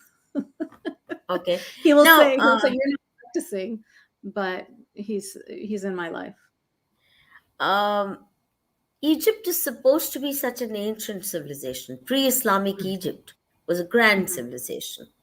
Now, we in India, the Hindus, keep ourselves sane by connecting with that past, which was destroyed through 1200 years of very brutal Islamic invasions that included genocide, capturing women as sex slaves in lakhs and crores, and were murdered, killed, all our temples broken, all that. You know the story. What Islam does with kafirs is what they did to us on a very grand scale. And we survived, one of the few, as you well know, to have survived total annihilation. We are a shrunken civilization because Iran to Millions. the Far East, this was the Indic civilization. And we stay sane on the strength of our emotional, genetic, intellectual connect with that past when India was considered the greatest civilization, the most prosperous, and very advanced in science and all forms of knowledge. For us, that's the moral, emotional anchor. Do Egyptians also, at least a section of Egyptians, hold that heritage dear, or is it completely wiped out from their memories? So it was completely wiped out from their memories. Egypt was called, or is called, the Arab Republic of Egypt, which is interesting because it's actually in North Africa. It's not Arab. But Egyptians were trained to think of themselves as Arab, as part of the Muslim Ummah, and to have almost disdain for Egyptian civilization pre-Islamic Egypt, because that was a jahiliyyah, that was the ignorance. And so it was considered like a very negative time in the history. However, currently today, there is a resurgence of Egyptian people that are saying, no, I'm not Arab, I'm Egyptian. And the same thing with Moroccans. Moroccans were also supposed to be considered Arabs, and Algerians, and they all say now, no, we're not Arab. We are, Berber or Amazigh. So they're bringing back their cultural heritage pre-Islamic, and they are feeling proud of it. And they are, wearing the traditional clothing, the tattoos, the jewelry, bringing back the traditional foods, and sort of reclaiming their culture. Now, those people that are doing that are genuinely or generally the people who are opposed to the Islamization. So those who are, those who are the younger generation who are, on Twitter and Facebook and TikTok and whatever, and they've opened their minds, and they start to feel like they don't want to be controlled by Sharia. They don't want to be controlled by Islam. And so they're trying to find, what is my identity that I can hold on to that has nothing to do with religion. They don't want to have a religious identity anymore. And those kinds of people are really, they've been very good for my soul, because I also went through that same trajectory where I was feeling like, what is my identity? If I take away Islam, who am I? What's left? Now, it was easier for me because I always born and raised in Canada. So even though I never 100% felt Canadian, I still had a cultural background to fall on. But if you're Egyptian or, Moroccan. Iraqi or Moroccan, you don't necessarily, you have to really, once you remove Islam from the equation, you have to choose your identity to replace all of, the identity sort of pieces that Islam gave you. 2 questions, and maybe these will be the last ones. Firstly, are you well protected? Have there been attacks on you that could have threatened your life? How have you survived? And secondly, what kind of support network do you have now?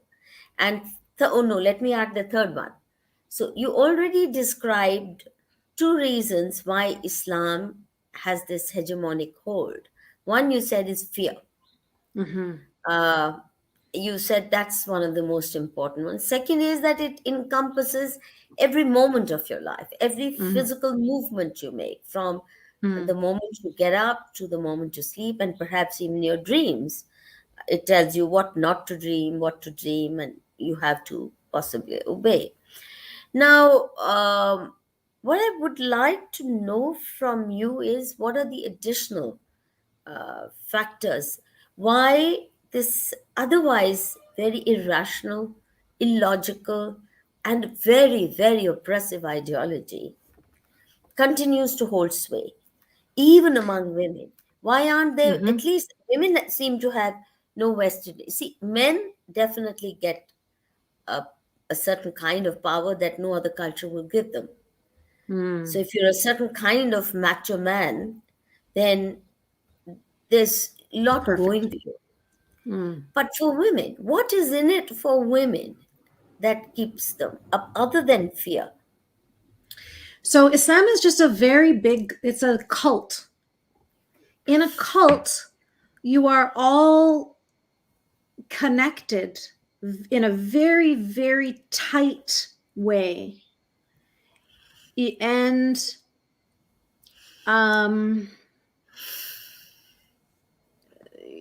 so let me try to describe it to you. So for example, here in Canada, if a Muslim person decides, I want to buy a car, they go to the Muslim dealership where they can get a car for a reduced price, or they want to get a house, or they want to go to the bank to get a loan, or whatever it is.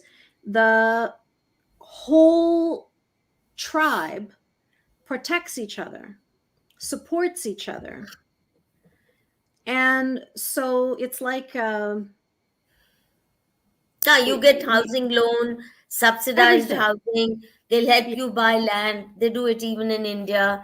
They'll help you prepare for exams to qualify in the university. If they want you to join the civil service, then they will give you special coaching, training free.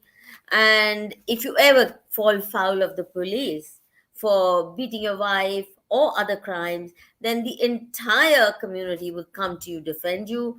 You will have lawyers, you will have the best of defense, you will have money flowing for you. You don't need to worry. So that community network support global, and it's a very well oiled machinery, especially the petrodollar Islam. It has made the global Islam one of the wealthiest corporates, or one of the Yes. wealthiest networks, political networks, power networks in the world, and matches the church network quite Yes. effectively. You got it. Uh, so that certainly. But what is in it for women? Because if a woman falls foul of her own family, male members of the family, she doesn't get support, does she? It's okay Well, if she. the thing is about a cult, this tight knit tribe, it will only be successful if you convince everybody in that group that the outside people hate you and they want you dead. And But it's the other way so around. The I fact of the know. matter is, Islam, one of the Yeah. basic mandates of Islam is you Yeah. must hate everybody. It's your Yeah. bounden duty. It's Allah's mandate. Mm, If you mm, don't hate kafirs, then you're not a good mhm, Muslim. If you don't kill mm, them, you're not a good Muslim. And it's really quite unilateral. Yeah, the mm. other person may not even be aware of your presence. I mean, Correct. Hindus living in India were not even aware there's some uh, crazy person there who's saying you must go and kill them all. Yeah. So unilateral, and it has no cause and effect. It's not as if you hate me because I harmed you. So I don't know how they can convince themselves so effectively, because Indian Muslims do exactly that. They will tell Mm, you, when you say that Hindu civilization suffered very brutal onslaughts, they'll say you Islamophobic. You split. mm, But you're just mm, saying that so many millions were slaughtered. mm, Or that you abduct women and turn them into sex slaves. They say you're Islamophobic. You're not mm, supposed to even. Actually, I have found on Twitter, even if people simply quote from the Quran or the mm, Hadith, exactly verbatim, they say you're Islamophobic. So you mhm, don't even want facts of your sacred mm. book to be discussed, the life of the prophet to be held for scrutiny, or at least read. No, They never. don't even want Nope. you to read it. They get Mm-mm. upset if you say, I've read it, because it's as though you may decide to expose Mm, or just state facts. Now, mhm. a religion which is so afraid of facts, just bare facts, Mm, on the basis of which it claims supremacy. mhm. What kind of mindset is this? You Yeah. must learn. I mean, you have to be a nutcase to stay firm in it, that you can't face facts, and yet you accuse others of hating Yep. you when you hate them. Yep. Yep. Yep. Yeah, so it's that victimhood is very, very strong. So it's Salman Rushdie has a really great quote where he talks about this exactly that we're saying here, where he talks about how the way that they're able to be the oppressors, but then to convince you that they are the ones being oppressed. It's a trick. But it not only works. This is the thing for me. You're asking me, how does it work within the Islamic community? How are Muslims tricked into it? How are Muslims indoctrinated into it? That's one question. My question for you is, how are the non-Muslims? How are the so-called liberals in the Western world and in India and everywhere else, how are they tricked into believing the same thing? They're not indoctrinated from birth. There's no excuse for them. They are learning this as grown adults with grown adult mature minds. How are they convincing themselves? So for me, when I think about myself as a Muslim, when I was indoctrinated into it, I can't remember a moment when I even thought about this, when I even questioned it. Because you, like I was trying to express to you before, you shut down the parts of your brain that would dare to do any critical analysis because it's wrong. Questioning is wrong. Thinking is wrong. Asking is wrong. You have to just follow. So they call it a sirat al-mustaqim. It's the long, straight path. And the visual is like a tightrope. A tightrope, like a clown will walk over a tightrope in a circus. And below is the fires of hell. So as a Muslim, you have to walk a very straight, narrow path very, very carefully, because if you make a mistake, you're going to fall in hell. And they keep you busy from when the sun rises and you get up before the sun rises. You get up out of your bed, you do wudu, and then you go and you do Salat al-Fajr. And then after that, you do Sunnah, and then you read Quran, and then you go to school, where you're in an Islamic school, and you're learning from, the Islamic books. And then you go for your prayer again, and you're listening to the Imam. And then again, you're praying Sunnah 5 times a day. You're praying. And in between all those prayers are all the things that I was describing to you. The way you put your shoes on, the way you drink your water, every single detail of your life. Your brain is busy. You're constantly worried. Is my hijab on properly? Is my voice too loud? Am I walking too fast? Because there's so many rules. And when your brain is consumed with all of this, so scared because if I misstep, the people will judge me, I'll burn in hell. You know what I mean? There's so much is fear. You're constantly consumed by fear. And so to sit down and have a moment of clarity where you actually start to think about like these big questions of like, how is it possible that the Jewish people are so evil? Didn't Allah create them? Why would he create such evil people? You don't think about that because you're told Allah hates the Jews and you must hate what Allah hates and love what Allah loves. And that's it. When they tell you that gay people are immoral and that they need to be killed, you don't think, okay, but Allah created them gay. Why did he make them gay? No, you don't think that. You just obey, obey, obey. And it's difficult to describe the indoctrination, but I understand it because I was in it.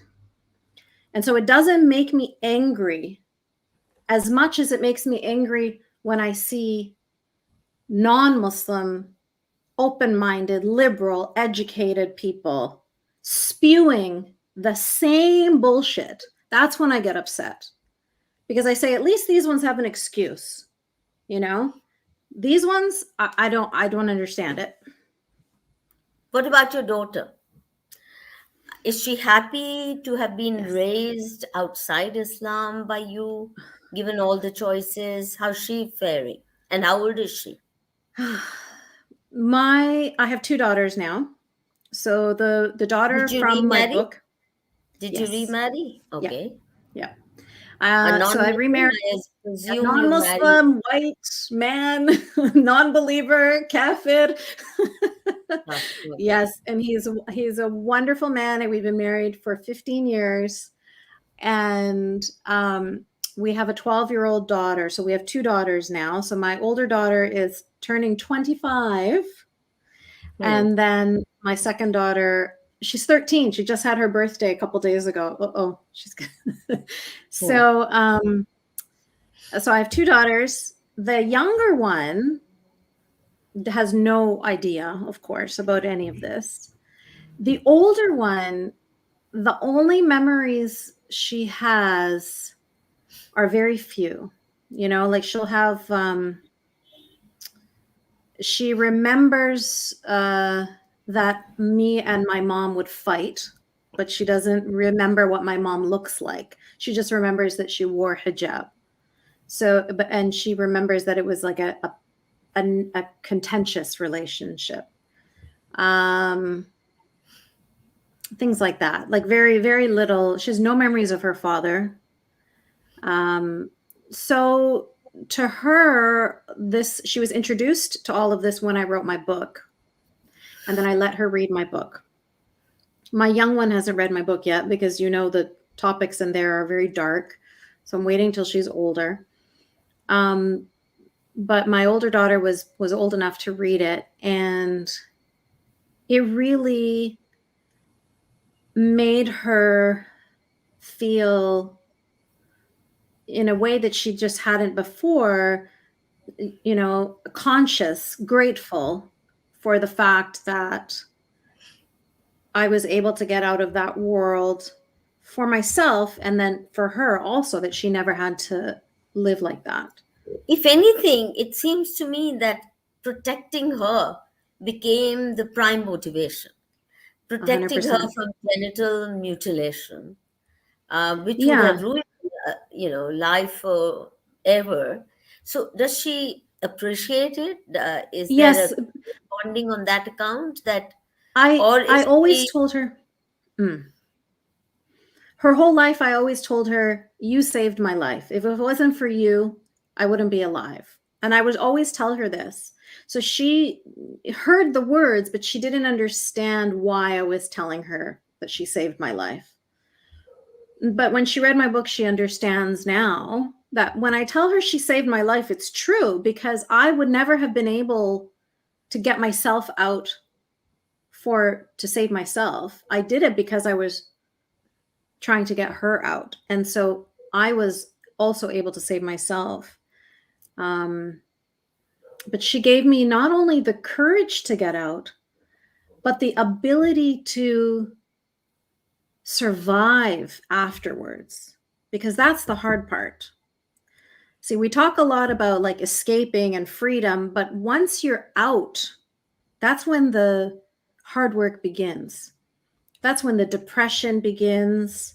That's when the questioning everything that you've done, questioning who you are and what you're doing. I mean, those moments when I was, when I didn't have money to feed my daughter or to go to school or to pay my rent, you feel at that moment like, what have I done? Did I do the right thing? Should I just go back to my mother and put a hijab on and marry the man that she chooses for me? It's a very difficult road to be all alone because you're too scared to share with anybody what you're going through.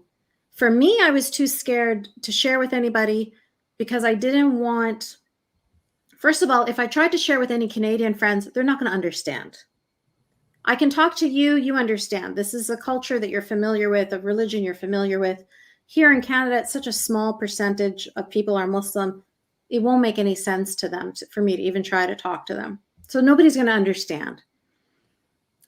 And if I try to express myself to somebody who might understand, then there's going to be a danger associated with that. So I had to keep quiet for so long. Now with social media, people can have fake accounts on Twitter, Facebook. They can communicate with each other. It's a godsend. It's it's validating, it's supportive, you know. It helps them to survive, just knowing that there's other people feeling and thinking the same way they are. But when I was going through this, I was all alone. It was viciously lonely. And if I didn't have my daughter that I was responsible for, that I have to wake up in the morning and take care of her, I would not have survived. There's no way. I would have committed suicide. Okay, last question. After you entered the university, then you must have obviously in the university come across this very active feminist groups, radical groups, left groups. What kind of equation do you have with the Canadian feminists, for example? Do they understand you now or even No. today? No? Why? Not at all. So the thing with liberal feminists is they come from a place of, predominantly, obviously not all, but predominantly it comes from a place of the white man is bad. Oh. The white man is the source of all evil. And you've fallen in love with a white man and you have a good marriage with a white man. So you really are a persona non grata even for them. Oh my God. Yeah. And my complaint is from Arab men, Muslim men, brown men. They will never, ever, ever acknowledge the violence that comes from those men, because from their perspective, they are a minority group that must be protected. So we will only say good things about them. If they are white, they are from the majority group. Therefore, we can put all of the world's problems on their shoulders. Everything is their fault. But Yasmine, this really puzzles me because the manner in which white feminists, European as well as American, North American feminists have responded to Islamic brutalities against women is incomprehensible, especially since they give the spin that they are for minority rights and these are vulnerable minorities and, we're being racist if we criticize. However, they're so vicious towards Hindu men, Hindu culture, Hindu civilization. When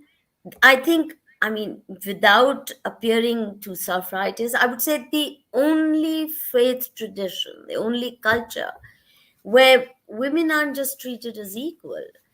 You may by now know that in Sanatana Dharma, the feminine is the energizing principle behind the universe.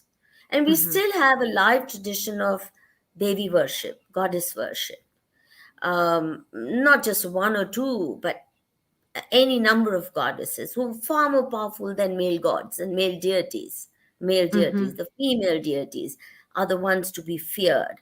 So Saraswati as the Devi of wisdom, arts, education, learning, Lakshmi, the goddess of wealth and prosperity, Durga, the martial one who sets things right. And there are also, so many different avatars of the Devi all over. Every village has its own guardian deity in that sense. The point that I'd like to understand is what makes them so vicious towards. You must have heard about this Dismantle Hindutva conference, where they, in the US, all these American universities got together. The kind of venal, mean, nasty stuff they write about the Hindu civilization, about Sanatana Dharma, where it's hard to find any brutality of the kind that Christianity is so familiar with. The opinion that the Bible has of women, born of the spare rib of Adam. She's a temptress. It's not as if they have much ground to be very self-righteous. But I don't understand why. Is it fear of Islam that makes them act so goody-goody? Is it the Yeah. lure? No, the other thing is, I found that those among academics and public intellectuals who make common cause with Islam have their careers um, move fast. And Mhm. it's one of the most lucrative career options to turn pro Islam. They make sure Mm. you get the cushiest jobs. They make sure that you're well protected in the way that Ummah protects its own, including its own criminals. You know. So is it that which attracts them, or Yeah, so and the it's fear, or the fear of Islam that both. you dare both?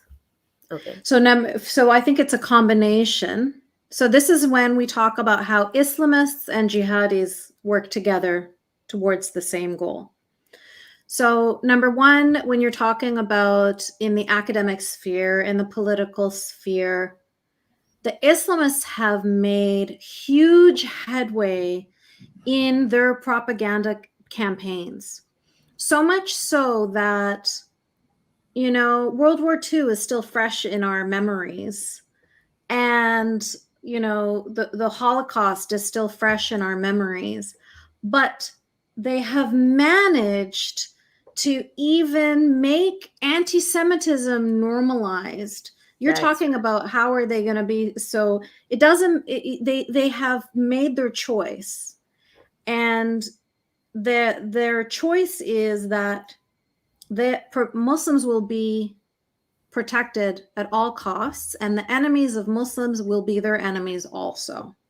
So that includes Hindus and that includes Jewish people. So that's the Islamist propaganda, which has the petrodollars behind it, which has been so successful in universities and in politics, media, et cetera, et cetera, et cetera. Al Jazeera, I'm sure you're familiar with social that propaganda media. station. They've Yes. invested heavily in all the Yes. major platforms of social Yes. media. And Yes. yeah, so we are always endangered. I don't know Yep. whether all that you're saying, we will survive this conversation on YouTube. Who knows? We're gonna keep. But I'm just gonna keep talking anyway. And so that's the Islamist wing, and the other wing, and both of them together are flying in unison.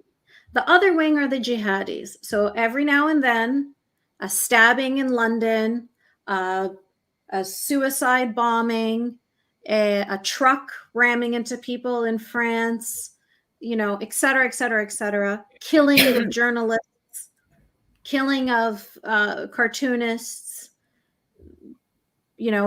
all the way to back to Salman Rushdie, the killing of authors.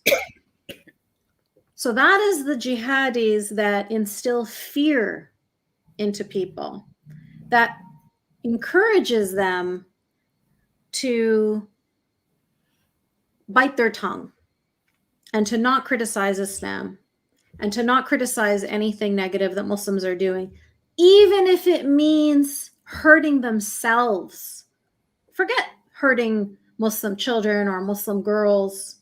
Even if it means hurting themselves, they will do it. And so you have situations like what happened in the UK with rape gangs, thousands of girls, yeah, predominantly Pakistani Muslim men, taking these girls, British girls, hmm. and raping them. Teenagers, 11 years, Teenage, 12 years. so, yes, and their own government Hmm. turned a blind eye. The politicians, the journalists, the law enforcement, everybody too scared to protect the British girls because they don't want to speak up against Pakistani Muslim men. So What even when about it's harming themselves, they will do it.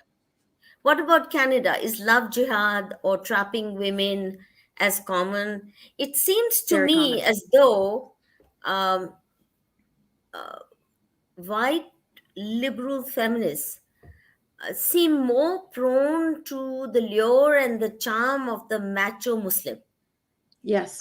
You know, Yes. because they have actually um, incapacitated the white man with guilt. You are evil, you're bad, you're a patriarch, and they become very timid. Mm. Now, timid men are not real fun to live with. And if you're dominating a man and he becomes depressed or cranky or whatever, which is inevitable, then your life is not going to be very satisfying. And here are these men who are macho, who brook no opposition, who are charming, who are apparently very well trained to be sexually like stud bulls, apparently, I'm told. So they fall for them quite willingly, unlike in India, where they have to cheat and seduce, adopt fake names, pretend to be Hindu, then seduce the girl, and so on. But I'm told in North America, as in Europe, uh, these macho men are very successful in trapping and seducing women. Am I right, or is this my prejudice Yeah. speaking? No, it's not your prejudice. This is a unfortunate situation with young girls in general. So if you look back to the play that became a movie that's called Grease, for example, girls are attracted to the bad boy. Young, immature girls are attracted to the exotic, the different. So if a boy is good and nice, gets good grades, is polite and kind, and he dresses, clean, it's not, um, it doesn't attract the attention of certain types of young, immature women as the bad boy. So, in many ways, the men are considered exotic because everybody else, is blonde hair, blue eyed, white skin. This is a different thing, darker, whatever. Speaks a different language, has an interesting culture. And so they get attracted to these superficial things. And by the time they realize, it's like a spider in a web, they get attracted and they get caught up. And by the time they realize what they've done, in many, many, situations, it's too late. They're already married, they already have children, something like that. And I cannot tell you how many letters I get from women telling me their stories of, oh, this Saudi man, oh, this Turkish man, oh, this Pakistani man. Constantly, these women are falling in love with these men and then discovering that he is controlling. Sometimes they wait until they're married before they show who they really are. Sometimes it's like she is working to pay for his education or to pay for whatever, and then once she stops doing that, then he turns. You know what I mean? So there's different situations when he's going to turn, but at some point it turns sour, and she starts to recognize, oh my God, I'm in an abusive relationship and I'm being controlled. But it's like a frog boiling. It's slow. In the beginning, she's like in love, and he's so, exotic. A really good book that describes this perfectly is American Bride in Kabul. So it's a woman, a Jewish woman from New York, who falls in love with an Afghani man when they're in university in New York together, where it's so exotic. And then she moves with him to Kabul, and it's not so exotic. That's when everything goes bad. So that's, she's out, she's safe, everything's okay. But it happens over and over and over and over and over again. I have a show called Forgotten Feminists where I talk to women about their experiences, and my second guest is a woman named Deb who, blonde hair, blue-eyed Canadian girl, falls in love with this Iraqi man who seems so exotic, so wonderful, so tall, dark, and handsome. And before she realizes it, she's in hijab, she has 4 children, and he's bringing his second wife from the Philippines, and she has to cook and clean for him and his new wife. And, all of this is happening. And she wasn't even born a Muslim. So it was something that she just was so slowly, she accepted her freedoms to be taken away from her bit by bit by bit by bit until she was so diminished that she was essentially a slave for him and his new wife. And luckily, she was able to get herself and her children out. But yeah, the story plays itself like a broken record. And it's even more common in countries like Saudi Arabia and Qatar and the United Arab Emirates because the men have money. And so you add that element too. Fancy I know car, there are fancy lots of women, white restaurants. women, who seem to want to be part of the harem. I mean, I've heard about these fantasies, how grand those harems Because would they're be. stupid, because they don't know. They don't understand. They don't know what they're getting themselves into. They watched Aladdin. They have no idea.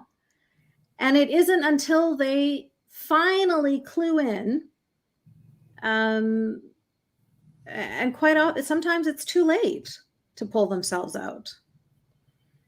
But yeah, it's sad. And then they come to you and you're able Yeah. to offer them. I must say that at least in India, they can show a few token happy marriages between a Muslim man and a Hindu woman. That's because they're living in this culture where all that you talked about is not accepted as normal. And so that influence that has certainly influenced certain sections of society. I don't know how deeply, but we certainly have a few colorful, successful marriages which are continuously thrown at our face. But they forget, for every one successful, happy marriage, so to speak, um, there are thousands, hundreds of thousands that end up as sex slaves, that end up in brothels, that are bought and sold, treated as flesh, and sometimes just done away with. So the happy stories are flaunted, but The if you problem talk is about if you talk if you about the even try to negative ones, they'll say you're Islamophobic, you're exactly. Hindu fascist. That's exactly what I was going to say. Yeah, you can't even warn the girls because if you try to warn them, then you're Islamophobic. So you have to leave them to go through the cycle, and they may come out the other side, or they may be stuck in the marriage. My answer to such people when they accuse me of Islamophobia is to say, I have good reason to be afraid of you. I have good reason. And if I didn't have so much common sense and instinct of self preservation and self esteem, I wouldn't be a human being. If after what my society, my ancestors have gone through for over 1,000 years, I still don't fear Islam, I still don't have serious anger against it, and I'm willing to accept it. Mind you, it took me a long time. It's because we are conditioned to be secular in the way that Canadian society practices secularism. We've had the most caricature, the most bizarre version of secularism, where you're trained to be self hating, forever guilty, and to treat them as hapless minority, my dear, hapless minority. So we've gone through it all. But as I said, now it's very important that we all fear not only for our own safety, each one of us, but the future of humankind, it won't survive. I mean, they'll reduce us to Stone Age if they have their way, because that's the route to That's what they want. pleasing Allah. That's exactly. Mm. Yasmine, it's been such a pleasure talking to you. Though your story is so painful, I really appreciate um, you have recovered and you've rebuilt a happy life for yourself. It takes a lot. You have one of the most charming smiles I can think of. Yeah, this laughter. Thank you. I really love it that you can look back, and Mm. though you talked in measured tones, one could sense all that you went through. You are a beacon of light and inspiration for many, and I'm sure many in India will connect with you emotionally, with your story, Mm. and find inspiration in you. Thank you so much, and I hope this is the beginning of many more conversations we're going to have.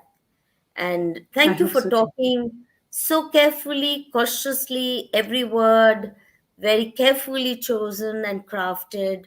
Um, no melodrama, really composed. It's not easy, but you've done it, and in that sense, I really appreciate you, and I wish you safety, long life, and more success in your endeavors. And let's stay in Thank touch. you.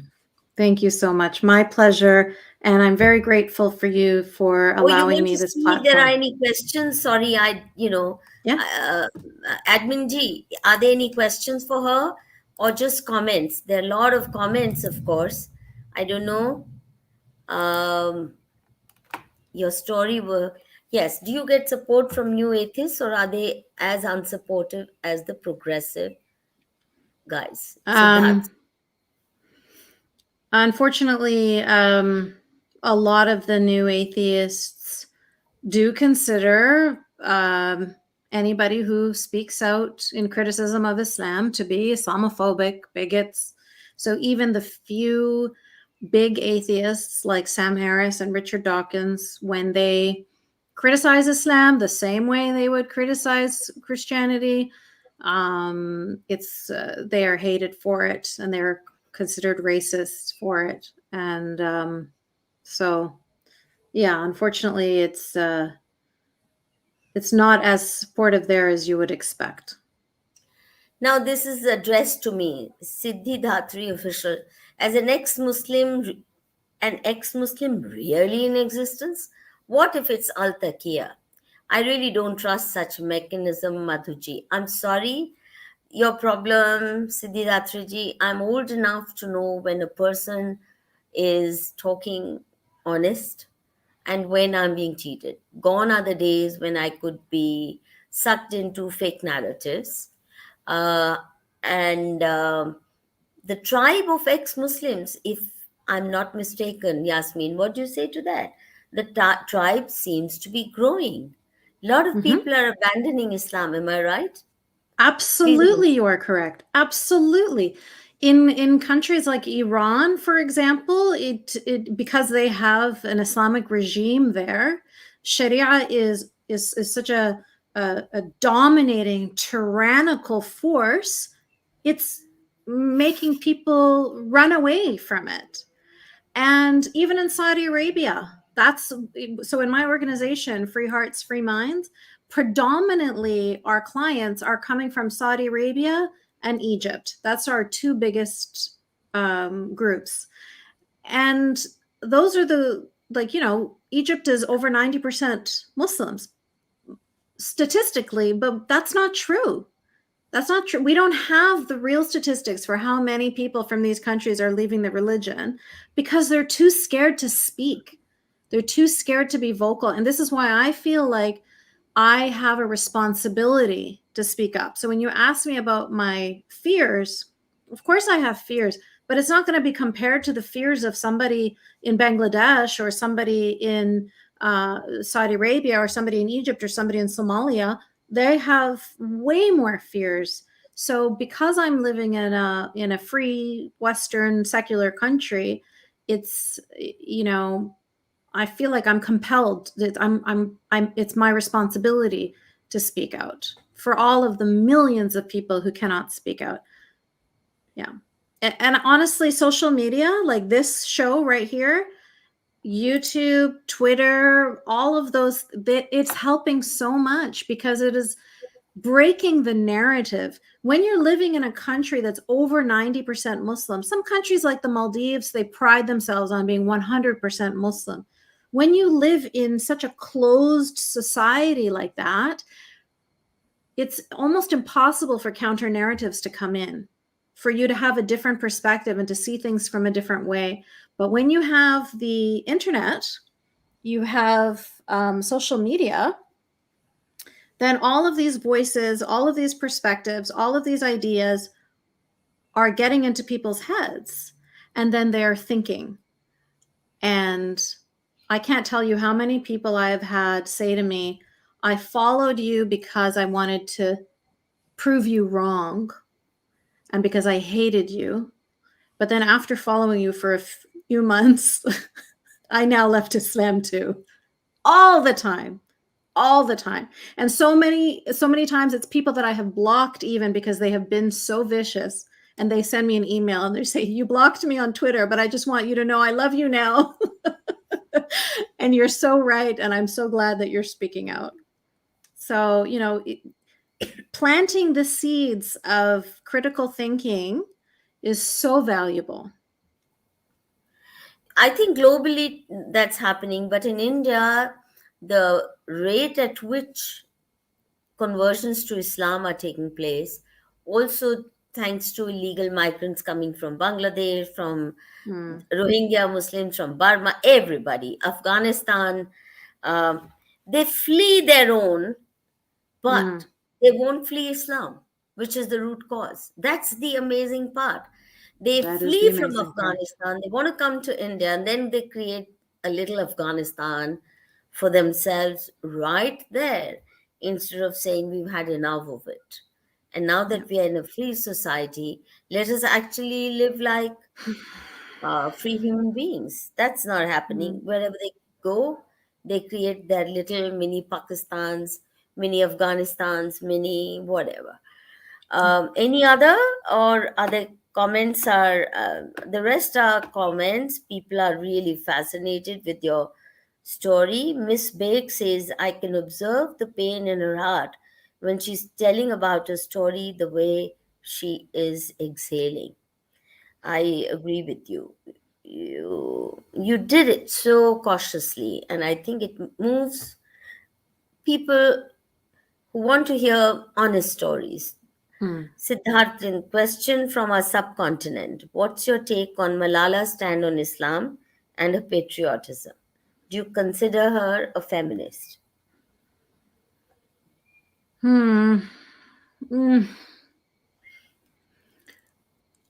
I think that she did a lot to bring attention to the fact that girls' education was something that was being kept from them. So I appreciate what she did as far as that's concerned, bringing that conversation to the mainstream in a way that it wasn't before. So it makes it sort of opens the door for people to have that conversation. However, it makes me, I disagree with her in the way that she stops short of ever talking about the root of this terrorism or the root of this conflict. You know, she doesn't want to talk about Islam. And it's surprising to me that she's so hesitant to do that. But she's trained by Western feminists. She's also been trained. Yeah, and also feminists. And she will lose their support if she supports women in Pakistan or in Afghanistan who are against Al-Qaeda or any of the Islamist groups. So she's choosing to avoid that conversation, which of course I completely disagree with her on that. I think that that's the wrong thing to do. It's sad that that's the choice that she's made. I think she's turned to be one of the most cynical youngsters who has made good money, big name, uh, out of proportion. The success that came to her, it's almost like imposed on her, out of proportion to what she did to deserve it. All she did was, I think, some post on social media or some Facebook to say girls should be educated, and she got shot in the head. Now, that's her only claim to fame, right? And then they adopted her, and they took her Hmm. abroad, and then they trained her to be perfectly politically correct, insipid, and if I may say so, hypocritical.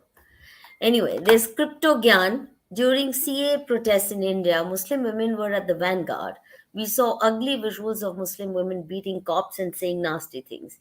Not the first time either. Even in Kashmir, Yasmine, women pelting stones on the very same security forces who protect them from their own jihadi brothers, protect them during floods, protect them during snowstorms. The kind of, I think the Indian Army is one of the most compassionate organizations anywhere in the world, and it gets so much, especially women doing it.